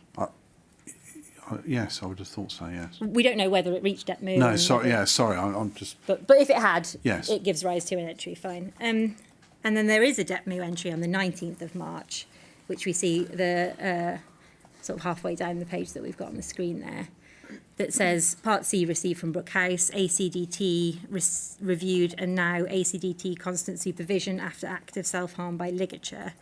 There's no record of any action taken. It's just noted that a Part C has arrived and it's summarised. And it doesn't seem from any of these notes that any other department of the Home Office received the Part C, because there's no other GSID entry about the Part C, just the one by DEPMU. And I think your evidence is, well, DEPMU complete GSID when they receive a Part C, but action to be taken is to be taken by someone else. Is that right? I think... I'm not sure if you're asking about process or process. I mean DEPMU's role is to update the Part C. Mm-hmm. And I have said that my understanding would be they would inform the case owner. Yeah. But actual action would very much be the remit of the case owner. Yes. Yeah, that was going to be my next question. Right. So who does the action? And you said it's the case owner. And there we have on the 31st of March another Part C received from Michael Wells. healthcare practice manager at Brookhouse, and it says that there's been a review by a consultant psychiatrist, and eventually he's not fit to be at Brookhouse either, as he cannot receive appropriate treatment. So again, this is a Part C entry made by DEPMU. You said DEPMU wouldn't have been in charge of releasing him, they would have just logged the receipt of the Part C form. Is that right? Yeah, absolutely. I mean, I really want to be unambiguous about this. Yeah. You know, DEPMU have nothing to do with maintaining detention. That is purely the remit of the case owner and the head of that case working office. So DEPMU could have a feeling about, you know, a multitude of things, but the care, you know, the actual continued detention of that detainee Yeah. is fundamentally the responsibility of the case owner that is maintaining detention. And I appreciate that you're not aware of the exact process, but you expect that somehow when GSID is updated to say that a Part C has been received that says whatever, you know, in this case, that he's not fit to be at Brookhouse, that filters through to the case owner, Yes. who then is required to make a decision. Mm-hmm. Are you able to help us with whether Part Cs require a response? So is there something in Part C that says you need to respond to it one way or another? I genuinely can't remember. I don't know. And I don't want to mislead you.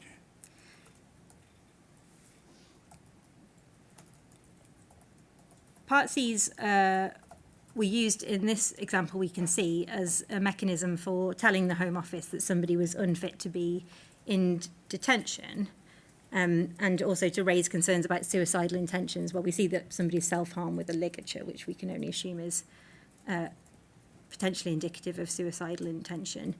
Would you agree, if you're able to say from your knowledge, that the proper mechanism for raising those concerns is actually a Rule 35 report rather than a Part C? I'm not sure I fully understand the question, but yeah.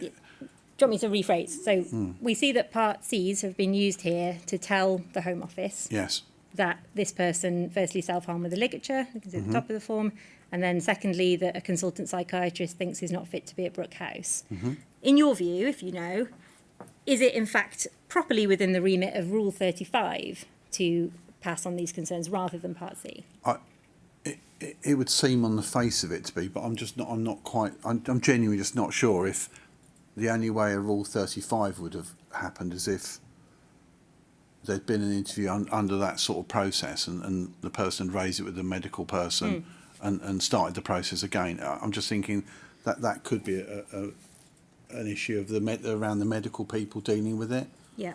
So we've heard, in fact, from... Does that make sense? Yeah. Sorry, what I'm trying to say is that a doctor might be dealing with something and doing his or her job properly, but not really thinking that, oh yes, I should have restarted the Rule 35 process, is what I'm trying to say. But that might be my lack of knowledge of caseworking more than anything, to be quite honest. And you say that entering, as we see here, the receipt of a Part C on the system is basically all that DEPMU do when they receive one. They don't have to take any action about decisions to maintain detention, for example. No, absolutely not. No. But I did say that my understanding was that they would update the case owner to say, Yes. you know, this situation has changed. Would you, and again, you might not be able to help us, but if the case owner has been updated, would you not expect to see on GSID, we have updated the case owner, and then maybe their name?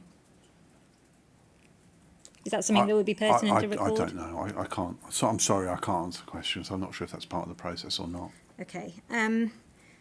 We have provided you with transcripts of the evidence of some doctors who gave evidence to the inquiry, and you've mentioned that the Rule 35 consideration might fall from a medical assessment. Yeah, you have. But could I just say that a lot of this, I mean, I don't know what you're going to ask me. Yeah. But I do think this is an appropriate point to raise the fact that I was getting evidence this morning at 10 to 9.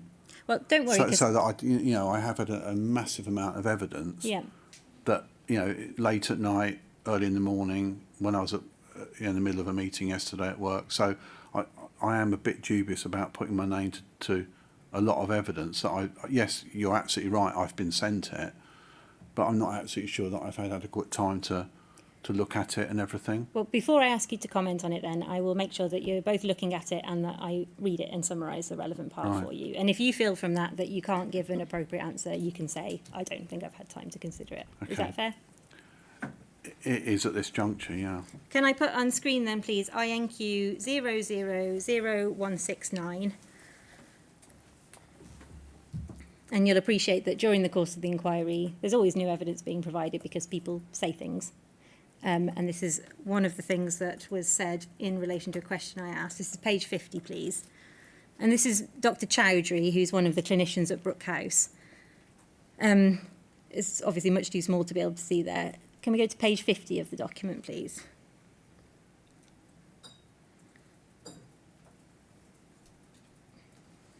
So on 11th of March, Mr. Schoenberger, I asked Dr. Chowdhury about the fact that there were no Rule 35.2 reports during the relevant period at Brookhouse. And my question to him is in the bottom left quadrant, where I just say, I'm talking about the Rule 32, this is line 20, I'm talking about Rule 35.2, none of them were done. He says yes. I say in the relevant period, he says yes. I ask or before or immediately after, and if we go to his answer in the top right, he discusses reading the rule. He discusses the threshold that's formed in the form itself. And then at line 10, he says, plus we would do Part Cs. And then he mentions that deterioration was one of those things. If it's immediate, I want an immediate response. I wouldn't necessarily want to wait 2 days or 3 days or possibly a week at times to get a response from the Home Office regarding a patient. And then I asked him about his answer, and if we see from line 25, I first asked him about the relevance of the questions within the form, and we see from his answer at line 5, the thresholds are set within the questions, which is something I mentioned earlier in relation to Teresa Schleicher's concerns. And then more importantly, if you look at line 17, he says Rule 35, so doing, for example, a Part C is a definite mechanism of communication to the Home Office, and that would be coming from multiple sources, and we would see patients released after a Part C, we would see patients released, and then he goes on to talk about evidence where a medical legal report might be sent to the Home Office. So the reason I wanted to show you that is to show you that that can be, if you've finished reading the relevant parts, which is the parts I've read out there, Mr. Schoenberger, taken from the screen, is simply to say that we had evidence from a doctor who works at Brookhouse and still works there now and worked there during the relevant period. And his view was that Part C was used as a mechanism for telling the Home Office about concerns, and his view was also that that could sometimes supplant the need to do a Rule 35.2 report. Okay? Not just Sorry, just the second part of that? it could also sometimes supplant the need to do a Rule 35.2 report. Supplant the need. Yeah, okay, so instead of thank a you. Rule 35.2, he Yes. could do a Part C. Okay. And he said that wasn't just at Brookhouse, but this was practice as he understood it across multiple immigration centres. Okay. Did you know of that while in charge of DEPMU, of that being the case, Part C's being used as a method of communicating such concerns? I think I've explained what my understanding of a Part C. Yeah. I think I've explained my understanding of Rule 35 report. I'm not quite sure. I'm really sorry. It's probably me being dim, but I'm not really following the correlation between the two. So Dr. Chowdhury and other witnesses to the inquiry say that rather than sending Rule 35s in certain circumstances, they'd send Part Cs. Okay. DEPMU, as we know, received the Part Cs, Yes. and we've seen them being logged. Yeah. Did you know, as the person who was in charge of DEPMU, that Part Cs were being received instead of Rule 35s? No. And despite that it's the wrong process, if DEPMU receives a Part C which says, for example, in D801's case with the entry I showed you, he's at risk of self-harm or he has suicidal thoughts, does DEPMU take any step other than either notifying or assuming that the case owner will see the entry at on the GSID records? So is there anything at DEPMU when you receive a Part C that has a concern like this that flags something up and says, I need to take some step, tell them they need to do a Part 35, a Rule 35, ring someone up, or do you simply log it as far as you're aware? Sorry, I thought I'd covered this. They would enter the information, Yeah. and as far as I'm aware, they would make the case owner aware. Yeah. And it's the case owner that then needs to deal with that case. And that's not any different as far as you understand it. If there's like a particular concern about an immediate risk of suicide or something, they're all dealt with as you understand it in the same way by whatever Yes. process it is. Fine. The final topic I want to ask you about, which is still about DEPMU's role and notifications during that the department receives, is about Rule 40 and Rule 42. So at tab 22, I'll bring it up. It's CJS 000676. This is the Rule 40 and 42 DSO that came into force in July 2017. And I'll just ask you about DEPMU's involvement or notification. So this is page 18 of that document, paragraph 57.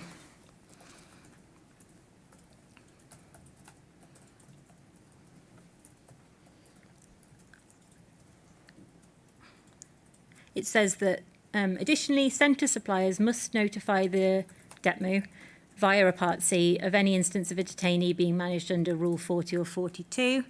It says that this should be notified. They should be notified also if it turns out that the use of those rules was in fact not appropriate. And finally, it says that this DSO is to be read with the adults at risk policy, and it should be clear in all correspondence when someone's being managed with 40 or 42 under adults at risk. So this is just DEPMU get notified of a Rule 4042. And then at page 25, top of paragraph 88, we see, it's not quite on the screen yet. The first paragraph, I think, on page 25 tells us that DEPMU is told by way of a Part C when healthcare recommends return to association on medical grounds, and DEPMU inform the case handler. So DEPMU receive some information according to this DSO about the use of Rule 40. Is that your recollection of when you worked there? That DEPMU were told about Rule 40 and 42 being used and entered it onto the system? As far as I'm aware, yes. During the relevant period, the vast majority, I believe 87% or so, of Rule 40s which were made at Brookhouse were being approved by G4s rather than the Secretary of State under the urgent procedure under Rule 40, subparagraph 2. So you'll know that the normal procedure under Rule 40, subparagraph 1, is the Secretary of State authorises Rule 40. The other procedure in cases of urgency is G4s can, and then they can inform the Home Office. So as we see... I can't say I remembered that being the case, but... Fine. Yeah. Okay, DEPMU would have been aware of each invocation of Rule 40 at Brookhouse, and all I wanted to ask As long as they were informed, obviously, yes. As long as they were informed, indeed. What I wanted to ask was whether DEPMU look at the way in which Rule 40 has been made and would have been able to spot any trends about the way it was being used. Is that something that DEPMU would have done? No, absolutely not. Absolutely not. No. No, because and there's a very sensible thing for that. I mean, I had around about 70 staff, about 40 or 50 of which were AOs, inputting data overseen by an EO. Yep. But if you think about it, how many Rule 40, 42 updates each individual would have done, Yep.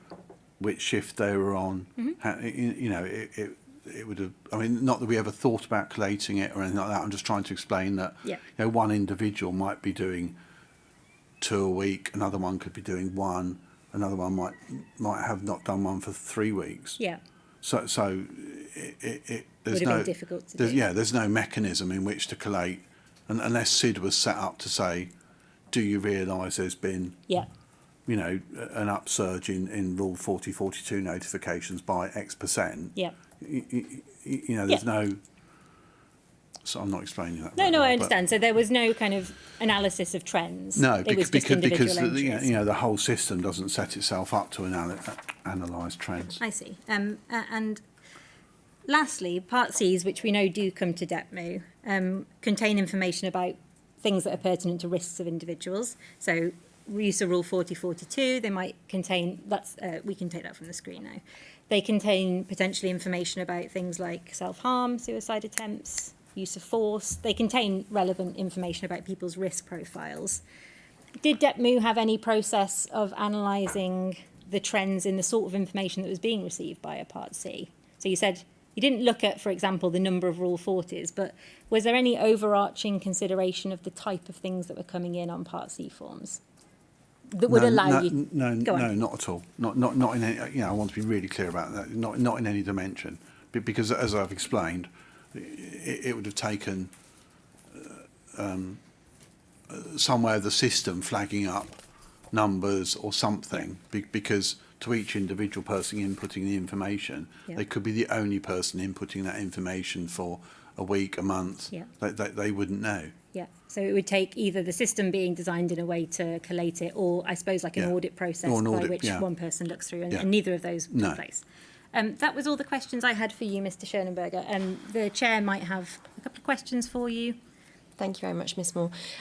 I do just have one question for you, Mr. Schoenenberger, in relation to the discussion that you've just been having with Miss Moore, and it relates to, you told us that actually the department had some function around the actual database itself, and that you had some permissions to be able to do certain things to it.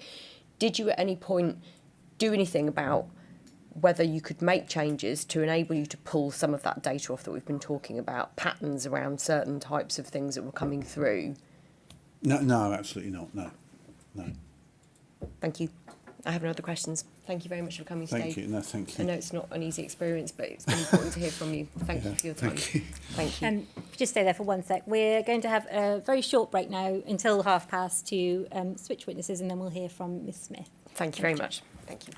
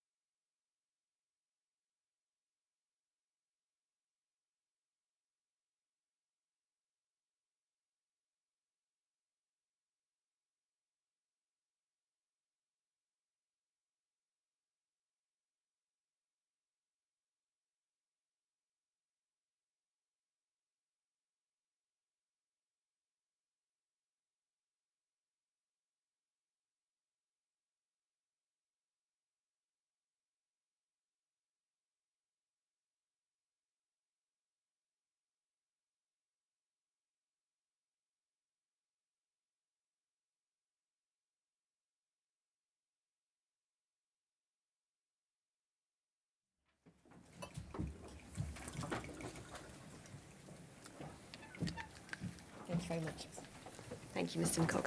Thank you. The next witness is Michelle Smith. Pardon your right hand, please, and repeat after me. I swear by Almighty God I swear by Almighty God that the evidence I shall give that the evidence I shall give shall be the truth, shall be the truth, the whole truth, and and nothing but the truth. Thank you. You may sit down. Thank you. Can you give your full name to the inquiry, please? Yes, Michelle Smith. You provided two witness statements to the inquiry. They are at INQ 4057 and HOM 0332121. I'm going to ask you about some aspects of those witness statements, but because I'm going to ask for them both to be adduced in full, which means they stand as your evidence, I'm not going to take you through every line of both of those statements. Could you give your current job title, please? Yeah, so my current job title is Head of Detention Operations. You say in your first statement that you joined the Home Office in 2000. You were promoted to Executive Officer and then next promoted to Senior Executive Officer in 2005. Is that right? Yes, I was. And you were thereafter promoted to a Grade 7 Manager, I think in around 2013. Is that right? No, so I was promoted to Grade 7 Manager in 2009. And thank you. And what does a Grade 7 Manager mean? What level of management is that? So you're an Assistant Director, so you have, I suppose, oversight and responsibility for a given area. And what was your particular role when you became a G7? So initially, on temporary promotion, I was responsible for charter operations and public expense returns, so the contract for scheduled flight returns.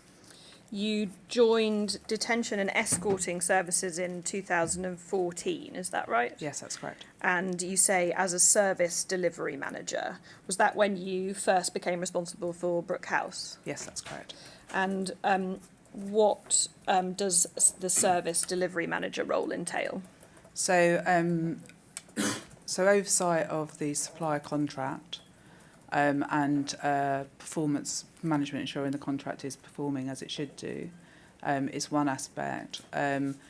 Stakeholder engagement responsibility for kind of partners on site, and then during and around the relevant period, I had responsibility for the Gatwick IRC re-procurement, the welfare services contract, procurement following the movement of the pre-departure accommodation from Cedars to Tinsley House. And then we were also refurbishing Tinsley House and putting in the additional beds at Brookhouse. So I had responsibility for as business lead, operational business lead for the Home Office in relation to those works. Thank you. At paragraph 13 of your first witness statement, you deal with your attendance in the relevant period at Brookhouse. How often would you be on site at Brookhouse during that period of time? It varied week to week, but I would say in the main a couple of days a week. And did you go on to the residential wings to speak to detainees? No, that wasn't really part of my role. You say that you were based in the main IRC office when you were at Brookhouse. Whereabouts is that located? So it is on the third floor above the visits area. Was access obtained with keys through locked doors? Yes, it was. Yes, it was, yeah. Sorry. So detainees wouldn't have had access No. to that office. Did all staff members have access to that office, or was it only more senior management? No, all staff officers. And would that include DCMs and DCOs? Yeah, it would, yeah. And who else worked with you in that office during the relevant period? So the office was specific to my team. So the higher executive officer referred to, I think in most statements, as the immigration manager or contract manager, would have been Paul Gasson, the area manager, and then the executive officers and admin officers responsible for either detainee engagement and any contract activity. And what was your interaction with G4s senior management? Through sort of ad hoc meetings, but more formally as part of the monthly contract review meeting. And what about more lower level management, the DCMs? I'd have very limited contact. Most of that contact would be between sort of DCMs and then the Deputy Immigration Manager and the Immigration Manager.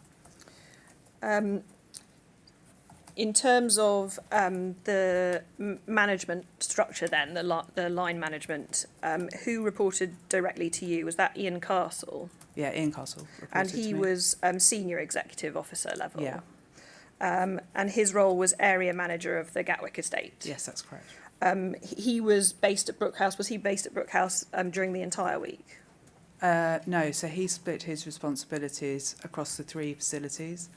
So Brookhouse, and then around half a mile down the road is another facility, Tinsley House, and within the site of Tinsley House there's the Immigration Removal Centre and the pre-departure accommodation. And in terms of who reported to Ian Castle, was that Paul Gasson? Paul Gasson, yeah. And he was higher executive officer level. Yes, that's correct. And he was the immigration manager or contract monitor at Brookhouse, is that right? Yes, that's correct. Who did you report to? And I reported to Alan Gibson.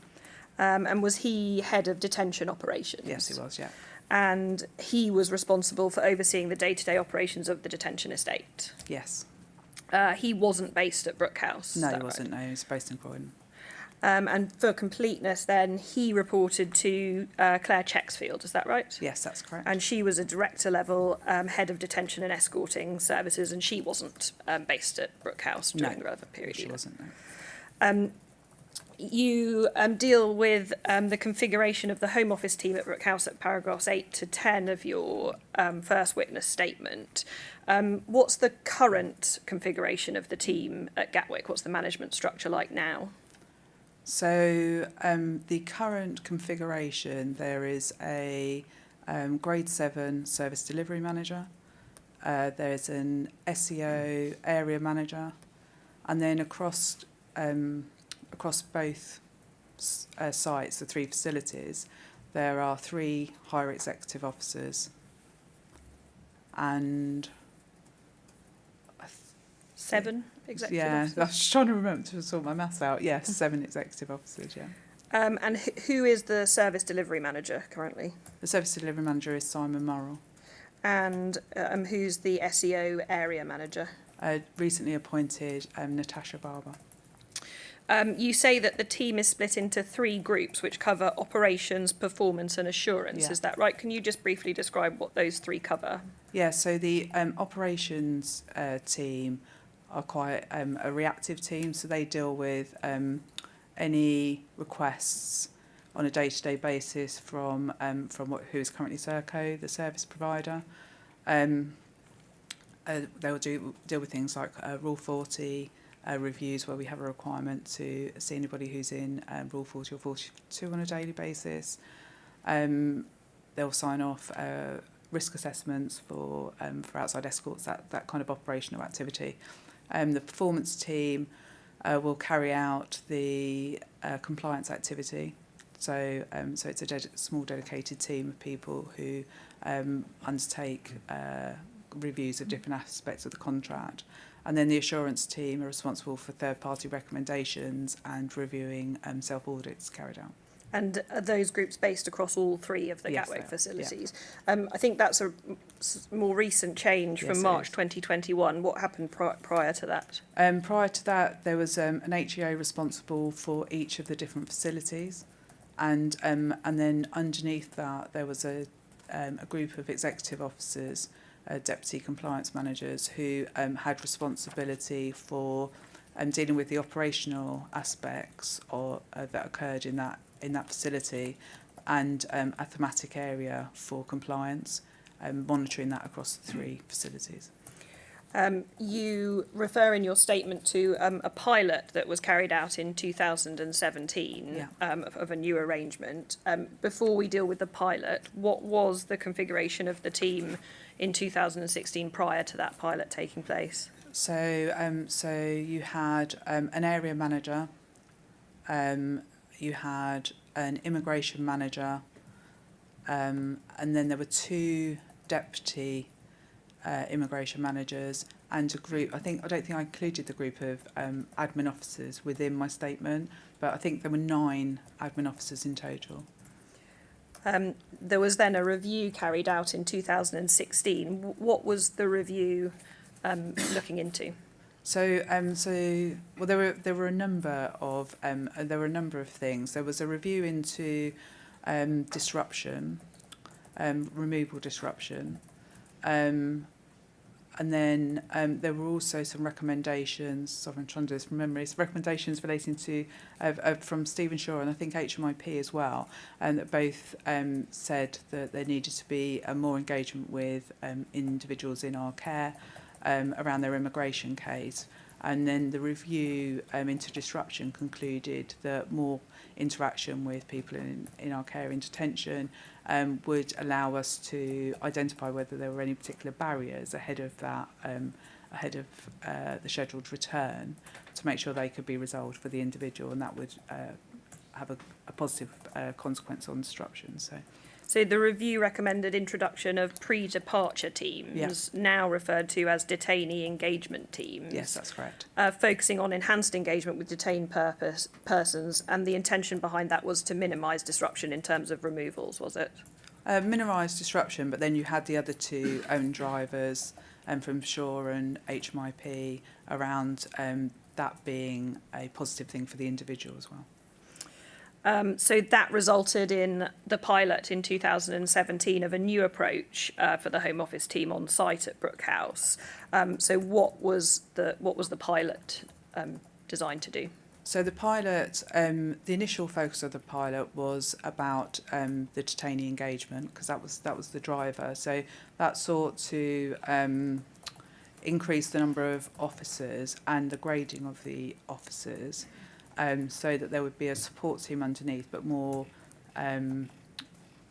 executive officers to go and have a more thorough conversation with the individuals, a revamped induction, more kind of case ownership, so that there was a rapport built between the individual and the engagement officer. So they could really understand the challenges that were facing that individual, but also as an opportunity to work with that individual. To not only the individual will be in a position in the main where their efforts will be focusing on how to get out detention and prevent their removal. So whilst accepting that and needing to support that, there's also an opportunity to have and a need to have a conversation with those individuals to help them plan for what could be the inevitable. So it was kind of, that was the vision initially.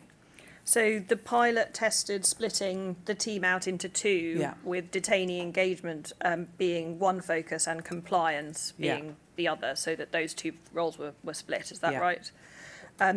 It operated for 4 months from November 2016, and so were additional staff brought in order to run the pilot? Yeah, so there was there were some officers that transferred down from Tinsley House, because Tinsley House was closed at the time for refurbishment. So some of those officers, very competent officers, stepped up to executive officer level. And then there was an expression of interest to bring additional people in. And what were the main roles that those staff were carrying out during the pilot, other than detainee engagement? They were focusing entirely on detainee engagement, so we didn't increase our compliance team. And what were the roles that the compliance team were carrying out during that time? So I think I provided in my evidence what the kind of split was between the 2 teams and the responsibilities that sat under each team, but the kind of it's, I suppose, the everything else, but attending the meetings on site, IMB clerking, compliance activity, contract monitoring, contractual meetings. Yeah.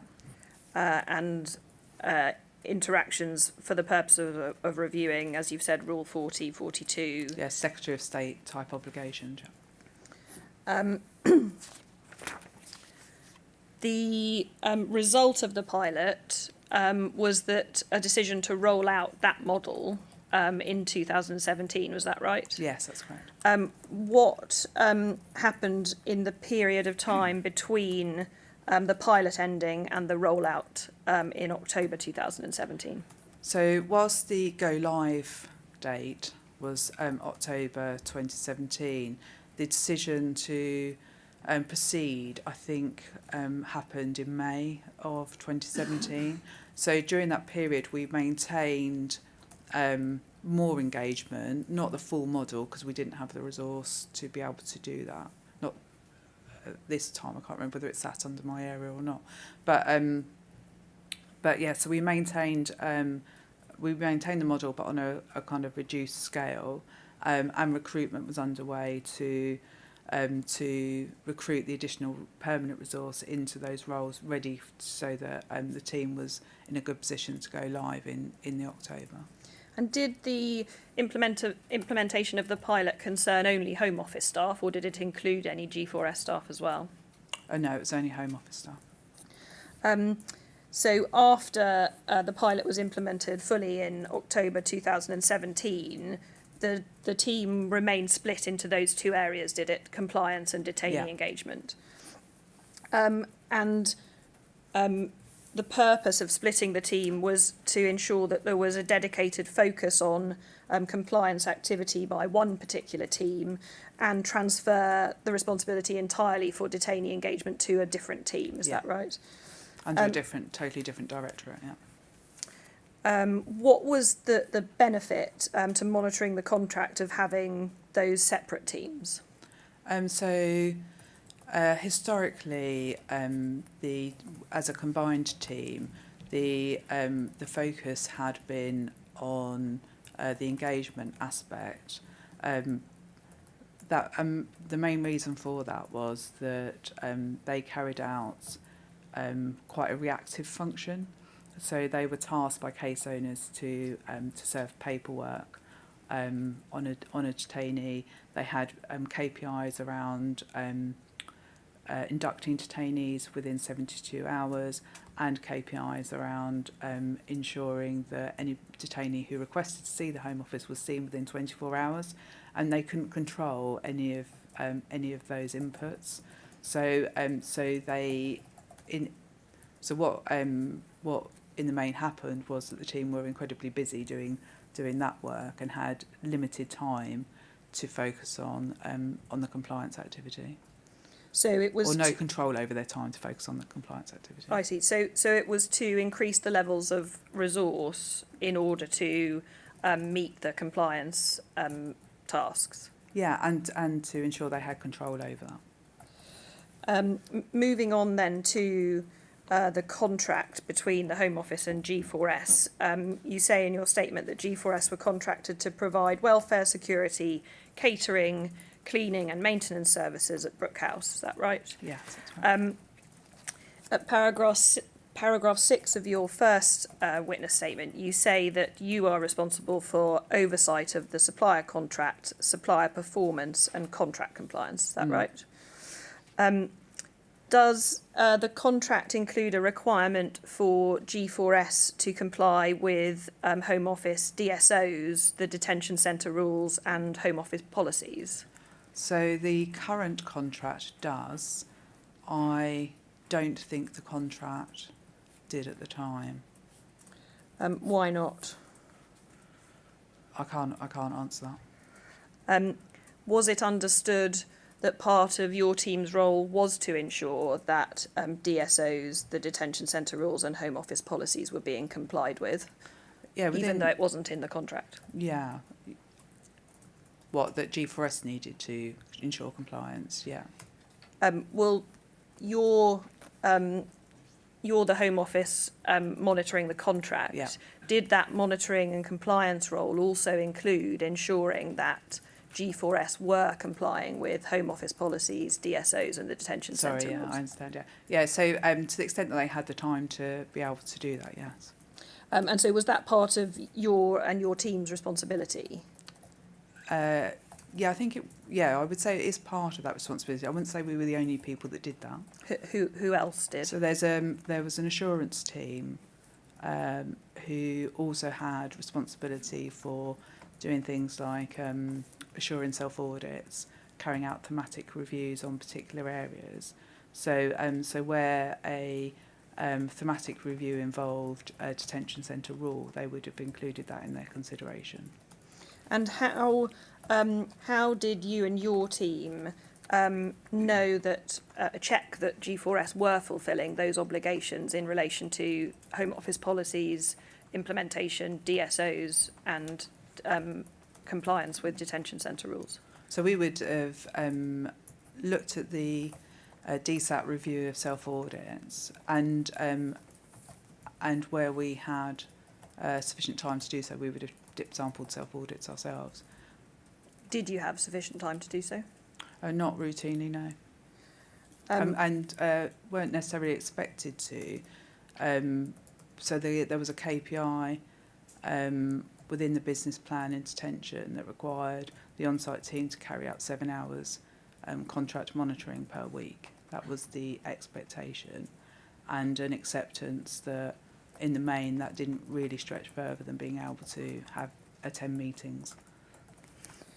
I want to look at staffing levels. How were staffing levels assessed by the Home Office? So there was quite a convoluted process to do with clocked hours. So there was a tracker gates system, biometric system when you entered the building that registered your time of arrival and your time of departure, which produced a report that someone spent some time calculating how many hours different people had spent on site, and the contract measure was around number of hours of DCO time in a 24-hour period, and that was calculated using that data set.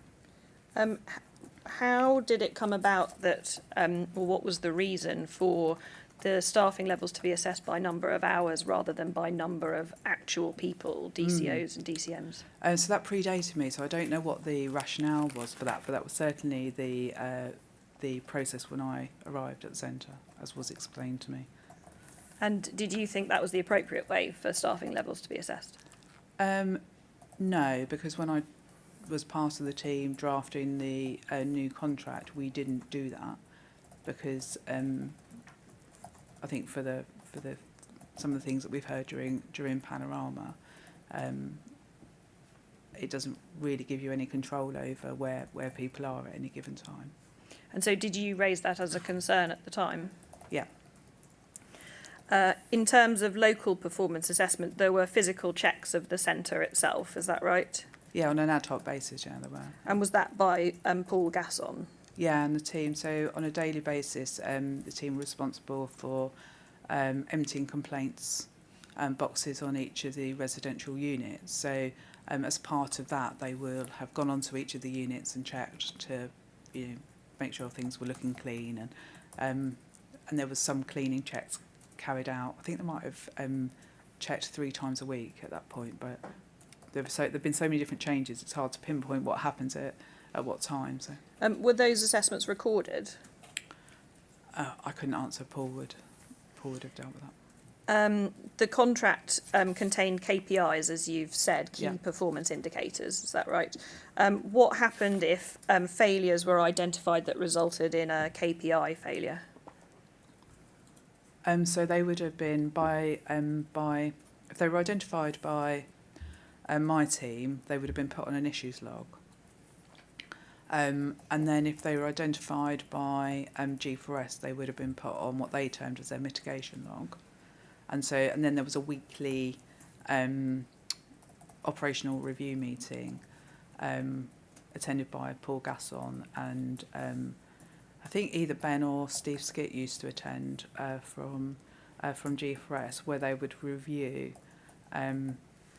and discuss whether there was any appropriate mitigation or whether it was appropriate to apply the penalty points. And then that formed the basis for the performance report that was produced at the end of the month. So there was a monthly performance management report, and if the Home Office had determined that there had been a KPI failure, that they would be recorded in that monthly performance report. Yeah, is that right? That's correct. We just have a look at a blank one of those. It's HOM 002040, please. Where would I? It will come up on screen. Thanks. Thank you. Is that the performance management report that was completed monthly in relation to KPI failures? Yeah, that's the report completed by G4s. Who decides whether a failure falls within a particular category in there? Is it G4s or is it the Home Office? So it's decided as part of the weekly operational review meeting. That would have been discussed at that point and a decision made. I mean, Home Office would have the overriding decision, but usually it was a collaboration between both partners. So it was the G4s Audits and Compliance Manager who completed this form, and who at the Home Office would attend those meetings to have those discussions and have the final say? Was it Paul Gsl Gasson? in Castle. I attended a couple. I tried not to attend because there was an appeals process, and obviously if I'm part of the initial decision making, then the appeal escalates further. So the general rule of thumb would be that Ian, the area manager, and the immigration manager would have those discussions, and then if there was a need for escalation, the escalation would then come to me. So at paragraph, you can take that down, thank you. Thanks. At paragraph 23, you say that in 2017, measures used to assess G4S performance fell into 3 categories. Is that right? We can go through them. The first is detainee engagement. Yeah, that's correct. What did that mean? So there were detainee engagement forums. There was a consultative committee, and I think it was a food committee. And then the detainee engagement that happened between the engagement officers and the individuals as part of their kind of immigration-related engagement. So there were effectively interviews carried out with detainees by your staff. Yeah. And what was the focus of those interviews? What sort of things were they designed to elicit from detainees? So things like making sure, so some of it was about us providing information, so making sure they understood why they were there in detention, asking them if they had any concerns, access to solicitors, bail, various different details, and then asking them if they were okay. Were any questions asked about G4S's performance or the staff's behaviour in those type? No, not explicitly. No. Why not? Just wasn't part of the induction process or the interview process. The second you describe as assurance. What did that mean? Can I turn to? Yes, of course. It's paragraph 23 of your first witness statement. It's in the first tab.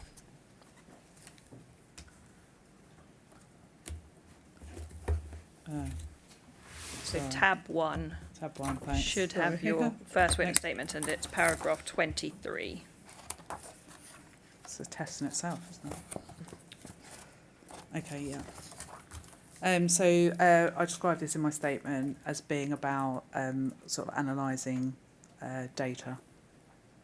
So staff attendance data on a monthly basis to assure contracted operational working hours were achieved, reviewing contract service delivery as issues emerged, which you describe as being ad hoc, through observing processes and assessing these against the contract requirements, and then reviewing evidence such as suicide and self-harm booklets, that's the ACDT forms, and Rule 40 and 42 documents, and engaging with staff.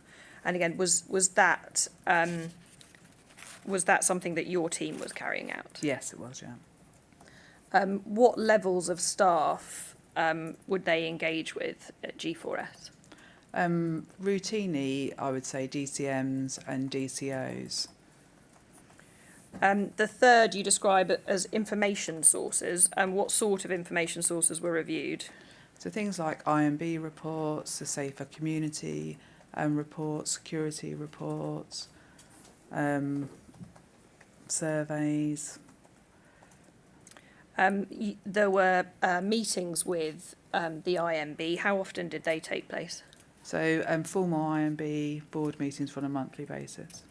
And who attended from the Home Office those meetings? In the main, it would have been the immigration manager or the area So manager. Ian Castle or Paul Paul Gasson. Gasson, yeah. And if action was necessary to be taken forward from those meetings, how was that progressed forward? How was So- action taken? So the role of the IMB clerk was to produce minutes of the meeting, and there was, I think there was an action table as part of those minutes, or certainly all the actions were captured within the minutes, and then they were tracked through to the kind of regular meetings that happened. In relation to the weekly issues log that you mentioned, what sort of thing would be recorded in the weekly issues log? So it might be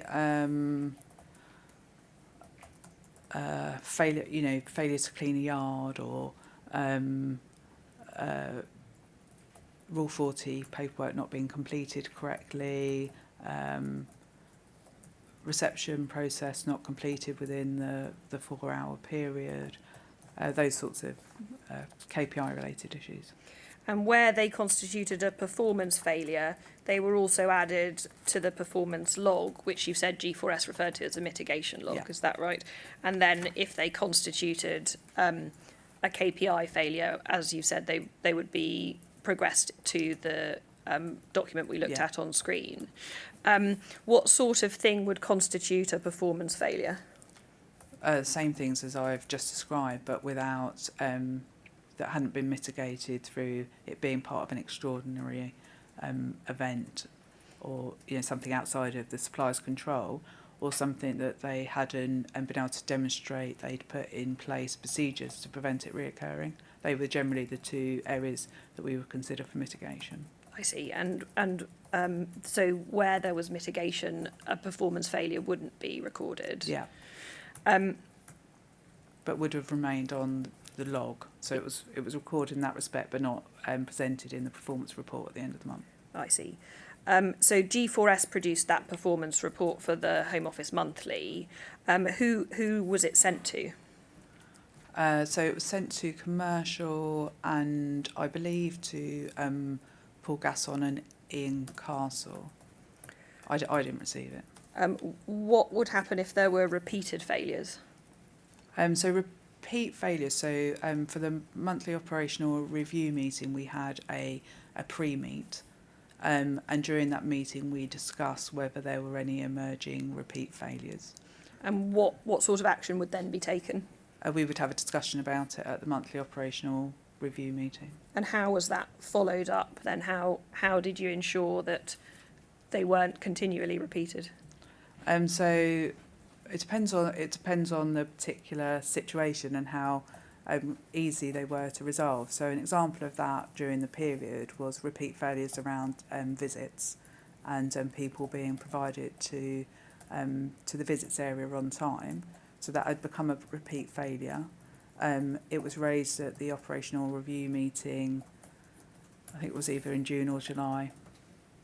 And then following that, an action was taken for there to be a meeting between both Home Office teams on site and G4s to work through what the issues were in relation to the delivery in that area. So were we unreasonably expecting G4s to produce people with very limited notice, or was it an issue with G4s and their ability to produce people on time? Was it a procedural issue on their part? So that then followed through, and then we were able to track that through to the next monthly operational review meeting, where we would either conclude that it was something that was closed or it was an ongoing issue that still needed some follow-up. I see. Chair, that's an appropriate moment for a lunch break. Thank you very Can I much. say 2 o'clock, please? Thank you very much. Thank you. Ms. Bid. See you at 2 o'clock.